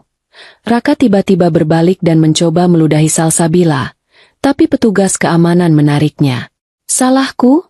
Salsabila menjerit. Wajahnya basah oleh air mata dan maskara yang luntur. "Kamu yang pengecut. Kamu yang menyeretku ke sini." Mereka dibawa ke lift pribadi. Lift yang sama yang mereka naiki dengan penuh kesombongan 1 jam lalu. Saat pintu kuningan itu tertutup, Salsabila ambruk. Dia menangis meraung-raung, memukuli dadanya sendiri. Raka, di sisi lain, menjadi diam. Wajahnya pucat. Dia bersandar di dinding lift. Matanya kosong. Pikirannya berpacu. Penjara. Polisi. Penjara. Anjani, dia iblis. Dia iblis berwajah malaikat. Dia menipuku. Dia menipu semua orang. 5 tahun, dia menertawakanku di belakangku selama 5 tahun. Dia tidak memikirkan kesalahannya. Dia tidak memikirkan pengkhianatannya. Dia hanya memikirkan betapa tidak adilnya ini baginya. Dia merasa dijebak. Dia merasa dihina. Bagaimana bisa seorang wanita yang biasa mencuci pakaian dalamnya kini memiliki kuasa untuk memenjarakannya? Ini tidak masuk akal. Lift berdenting. Tapi lift itu tidak berhenti di lantai 25, lantai kantor baru Raka. Lift itu terus meluncur turun, melewati lantai 12, lantai Salsabila. Lift itu meluncur tanpa henti, langsung menuju lobi utama. Ini bukan ruang keamanan, pikir Raka. Panik. Mereka membawaku ke lobi. Pintu kuningan itu terbuka. Saat itu pukul 14.30. Lobi utama Lestari Group sedang ramai. Jam istirahat makan siang kedua baru saja berakhir. Ratusan karyawan berada di lobi, kembali dari makan siang atau sekadar membeli kopi. Dan di tengah keramaian itu, mereka melihatnya. Pintu lift eksekutif yang biasanya hanya untuk direksi, terbuka. Dan dari dalamnya, keluar Tuan Raka, manajer senior baru yang sombong itu, dicengkeram oleh 2 petugas keamanan. Di sampingnya, Nona Salsabila dari HRD, yang dikenal genit dan angkuh, juga dipegang, menangis histeris dengan riasan yang hancur lebur. Lobi itu mendadak sunyi. Lalu, bisikan-bisikan dimulai. Itu Pak Raka, kan? Iya, yang baru promosi. Kok dipegang satpam? Sama Salsabila? Ya ampun, lihat bajunya berantakan sekali. Aku dengar mereka selingkuh. Bukan. Temanku yang di bagian keuangan bilang, mereka dipanggil rapat dewan direksi. Korupsi. Pasti. Penggelapan dana. Setiap bisikan adalah jarum yang menusuk telinga Raka. Dia ingin menutupi wajahnya. Dia, yang tadi pagi berjalan di lobi ini seperti seorang kaisar, kini diarak seperti seorang pesakitan. Setiap pasang mata terasa seperti cambuk. Ini adalah jalan kehinaan. Salsabila tidak tahan lagi. Dia pingsan. Atau pura-pura pingsan. Tubuhnya luruh ke lantai. Angkat dia, kata petugas keamanan itu tanpa emosi. Rekannya membungkuk dan mengangkat Salsabila dengan kasar, menyampirkannya di bahu seperti karung beras. Raka dipaksa berjalan melewati lobi yang panjang itu. Melewati meja resepsionis. Melewati kafe, menuju pintu keluar. Di sanalah, di dekat pintu putar utama, dia melihat ibunya. Ibu Winda. Dia berdiri di sana, mengenakan kebaya brokat terbaiknya, warna hijau terang. Rambutnya disanggul tinggi. Dia membawa tas tangan baru. Dia tersenyum lebar. Matanya mencari-cari ke dalam lobi. Dia ada di sana, persis seperti yang direncanakannya dengan Raka lewat telepon pagi tadi. Dia akan datang pukul 2:30, menjemput putra kesayangannya. Raka sudah berjanji akan mengajaknya makan malam mewah di hotel mulia untuk merayakan promosi dan perceraiannya. Senyum di wajah Ibu Winda membeku saat dia melihat pemandangan di depannya. Dia melihat kerumunan orang. Dia melihat petugas keamanan. Dia melihat Salsabila yang digotong. Lalu dia melihat putranya. Raka. Dipegang seperti seorang kriminal. Raka? Suaranya keluar seperti pekikan tertahan. Pikiran Ibu Winda tidak bisa memprosesnya. Ini pasti salah. Ini pasti mimpi buruk. Anakku, manajer senior, kenapa? Dia menerobos kerumunan. Raka, anakku, ada apa ini? Dia menepis tangan petugas keamanan. Lepaskan anak saya. Kalian siapa? Hah? Kalian tahu siapa dia? Dia ini manajer senior di sini. Raka, melihat ibunya, merasakan sisa-sisa harga dirinya hancur menjadi debu. Ibu! Bisiknya. Pergi, jangan di sini. Apa yang terjadi, nak? Ibu Winda mulai histeris. Dia menoleh ke Salsabila yang terkulai. Ini pasti gara-gara perempuan ini, kan? Dia menjebakmu. Nak, dia. Ibu Winda, kan? Sebuah suara tenang memotong jeritan histerisnya.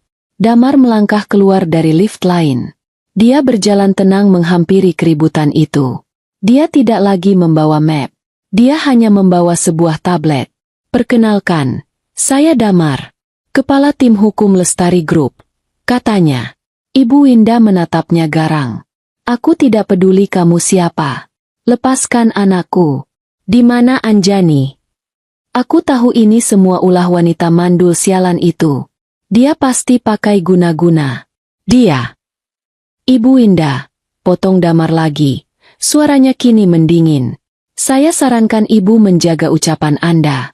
Menghina pemilik Lestari Group di depan umum bisa menambah tuntutan hukum. Pemilik. Ibu Winda membeku. Apa maksudmu? Ibu tidak tahu. Damar pura-pura terkejut. Wanita yang ibu sebut, mandul sialan, itu, Nona Anjani Lestari, adalah pemilik 70% saham perusahaan ini. Dan beliau adalah CEO baru kami. Dunia Ibu Winda terbalik. Rasanya seperti ada bom yang meledak di dalam kepalanya. Anjani Lestari? Pemilik? CEO? Dia teringat semua hinaannya. Sampah. Udik. Tidak selevel. Tidak mungkin. Dia tergagap. Sayangnya, itu fakta, kata Damar. Dan anak ibu, Tuan Raka. Dia menunjuk Raka, yang kini hanya menatap lantai. Bersama Nona Salsabila, baru saja ditahan. Mereka terbukti melakukan pemalsuan data perusahaan dan penggelapan dana sebesar 80 juta rupiah. Polisi sedang dalam perjalanan. Polisi. Kata itu adalah paku terakhir di peti mati Ibu Winda. Tidak Raka, anakku, bilang sama dia itu tidak benar. Nak, bilang. Dia mengguncang-guncang tubuh Raka. Raka tidak menjawab. Dia sudah mati rasa. Satu hal lagi, Bu, kata Damar, seolah baru teringat sesuatu. Dia mengetuk tabletnya. Mengenai apartemen mewah baru yang Tuan Raka beli di Menara Lestari. Ibu Winda menatapnya. Pinjamannya ditolak, kata Damar. Alasannya, tentu saja, pemalsuan data pendapatan. Dan uang muka yang dia bayarkan, hangus. Itu ada di kontrak. Dan, lanjut Damar, ini adalah pukulan terakhirnya. Karena Tuan Raka tidak bisa membayar cicilan pertamanya, dan dia gagal bayar atas beberapa fasilitas perusahaan lainnya. Kami melihat ibu menandatangani sebagai penjamin. Ibu Winda tidak bernapas. Ibu menjaminkan sertifikat rumah ibu di Bekasi, kan? Tanya Damar. dengan nada prihatin yang palsu. Ban Niaga Lestari, anak perusahaan kami, sangat menyesal harus memberitahukan ini. Surat sita resmi akan tiba di rumah ibu besok pagi. Disita. Rumah satu-satunya. Kebanggaannya. Satu-satunya harta peninggalan suaminya. Akan disita. Karena dia menjaminkannya untuk apartemen mewah yang bahkan belum sempat dia tiduri. Pikiran Ibu Winda tidak kuat lagi. Dia teringat perhiasan yang dijanjikan Salsabila. Dia teringat kebaya barunya. Dia teringat hinaannya pada Anjani. Dia teringat semuanya. Matanya memutar ke belakang. Tidak. Desisnya. Lalu, tubuhnya yang gemuk itu ambruk ke lantai lobi marmer yang dingin. Ibu Winda pingsan di tengah keramaian. Di kaki putranya yang tertangkap. Raka menatap tubuh ibunya yang tergeletak. Tapi dia tidak merasakan apa-apa. Tidak ada kasihan. Dia sudah terlalu hancur. Bawa mereka pergi, kata Damar kepada petugas keamanan. Raka dan Salsabila, yang sudah siuman dan kembali menangis pelan, diseret keluar dari lobi, melewati tubuh Ibu Winda yang pingsan, yang kini mulai dikerumuni oleh petugas medis gedung. Di lantai 50, Anjani berdiri di depan jendela kacanya yang besar, membelakangi ruang rapat. Dia tidak perlu melihat ke bawah. Dia tahu apa yang sedang terjadi. Damar mengiriminya pesan singkat. Fase 2 selesai. Dia menatap gedung-gedung pencakar langit di depannya. Kekuasaan terasa dingin. 1 tahun berlalu. Kantor di lantai 50 Lestari Group telah berubah. Dinding kayu jati yang gelap telah diganti dengan panel abu-abu muda dan kaca. Karya seni modern yang cerah menghiasi dinding. Ruangan itu kini terasa lebih terbuka, lebih segar, dan lebih hidup. Di meja CEO yang besar, Anjani Lestari sedang memimpin rapat virtual. Dia tidak lagi memakai power suit yang kaku. Dia mengenakan blus sutra berwarna krem dan celana palazzo yang elegan. Rambutnya dibiarkan tergerai, jatuh di bahunya. Dia terlihat tenang, percaya diri, dan berwibawa. Dan dengan peluncuran lini produk ramah lingkungan kita di kuartal ketiga, katanya ke layar. Saya prediksi kita akan menembus pasar Eropa lebih cepat dari jadwal. Pak Direktur Keuangan, tolong siapkan proyeksi revisinya. Setelah rapat selesai, Anjani menyandarkan tubuhnya. Dia memijat pelipisnya sejenak. 1 tahun ini adalah tahun terberat sekaligus terbaik dalam hidupnya. Mengambil alih konglomerat sebesar Lestari Group bukanlah hal mudah. Ada direksi tua yang meremehkannya. Menganggapnya hanya gadis kecil yang beruntung. Ada sistem internal yang korup yang harus dia bersihkan. Raka dan Salsabila hanyalah puncak gunung es. Tapi dia berhasil. Dengan bimbingan kakeknya, Pak Raditya, yang kini menikmati masa pensiunnya di Bali, dan loyalitas penuh Damar, dia merombak perusahaan. Dia memecat yang korup, mempromosikan yang berbakat, termasuk Fahmi dan Fitri, yang menjadi manajer hebat. Di bawah kepemimpinannya, Lestari Group tidak hanya stabil, tapi juga berekspansi. Dia dihormati. Dia disegani. Pintu kantornya diketuk pelan. Damar masuk. Dia tidak lagi terlihat tegang. Dia kini tersenyum lebih sering, dan menjabat sebagai Kepala Dewan Penasihat Anjani. Ibu CEO, sapa Damar. Laporan mingguan Anda. Ah, Damar. Silakan duduk, kata Anjani. Ada yang penting. Bisnis seperti biasa, kata Damar. Proyek di Surabaya lancar. Tim hukum kita memenangkan gugatan lahan di Kalimantan. Ah, dan... Damar ragu sejenak. Ada satu laporan penutup yang mungkin menarik perhatian ibu. Oh, Anjani mengangkat alisnya. Laporan apa? Ini sudah menjadi semacam ritual diam-diam. Setelah kehancuran Raka, Anjani telah meminta Damar untuk menutup kasus mereka. Itu berarti proses hukum dan pemantauan sampai mereka benar-benar tidak lagi menjadi ancaman. Raka dan Salsabila, berkat bukti yang tak terbantahkan, divonis bersalah atas penggelapan dan pemalsuan data. Hukumannya tidak berat. Sistem peradilan bisa dibeli. Mereka hanya mendapat 1 tahun 6 bulan penjara, dipotong masa tahanan. Mereka sudah bebas. kata Damar pelan. Bebas murni sejak 3 bulan lalu. Anjani terdiam. Bebas. Dia mengangguk. Lalu, mereka kesulitan mencari pekerjaan, lanjut Damar. Catatan kriminal mereka membuat nama mereka diblokir di semua perusahaan besar. Mereka mencoba berbisnis, tapi gagal. Mereka. Damar menyodorkan tabletnya. Ini video yang sedang viral di beberapa akun gosip TikTok pagi ini. Seseorang mengenali mereka.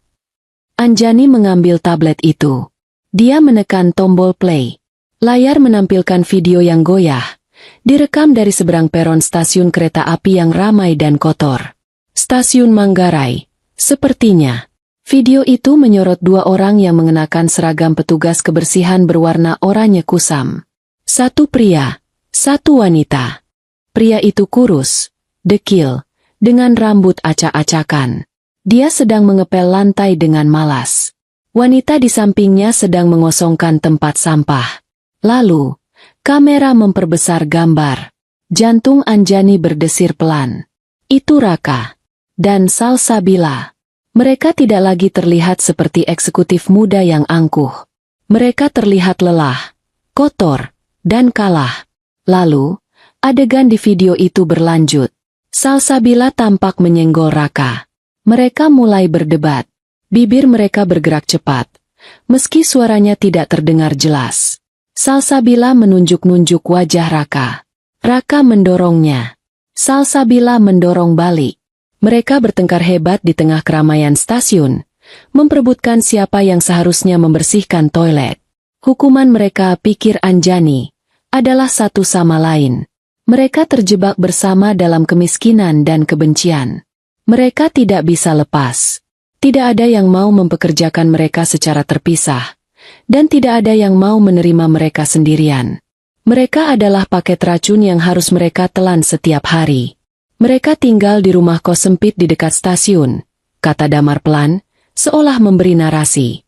Milik satu-satunya keluarga jauh Salsabila yang masih mau menerimanya. Anjani menonton video itu tanpa ekspresi. Dia tidak merasakan kasihan. Dia tidak merasakan kemarahan. Dia hanya merasa kosong. Pria di layar itu, dia tidak mengenalnya. Dia adalah orang asing yang kotor. Raka, suaminya sudah lama mati. Ada lagi? Tanya Anjani, mengembalikan tablet itu. 1 lagi, kata Damar. Ibu Winda. Setelah rumahnya disita, Ibu Winda menumpang hidup pada kerabatnya. Tapi sifat arogan dan mulut kasarnya membuat dia diusir dari satu rumah ke rumah lainnya. Dia harus bekerja sendiri sekarang, kata Damar. Dia membuka warung pecel kecil di pinggir jalan dekat stasiun yang sama.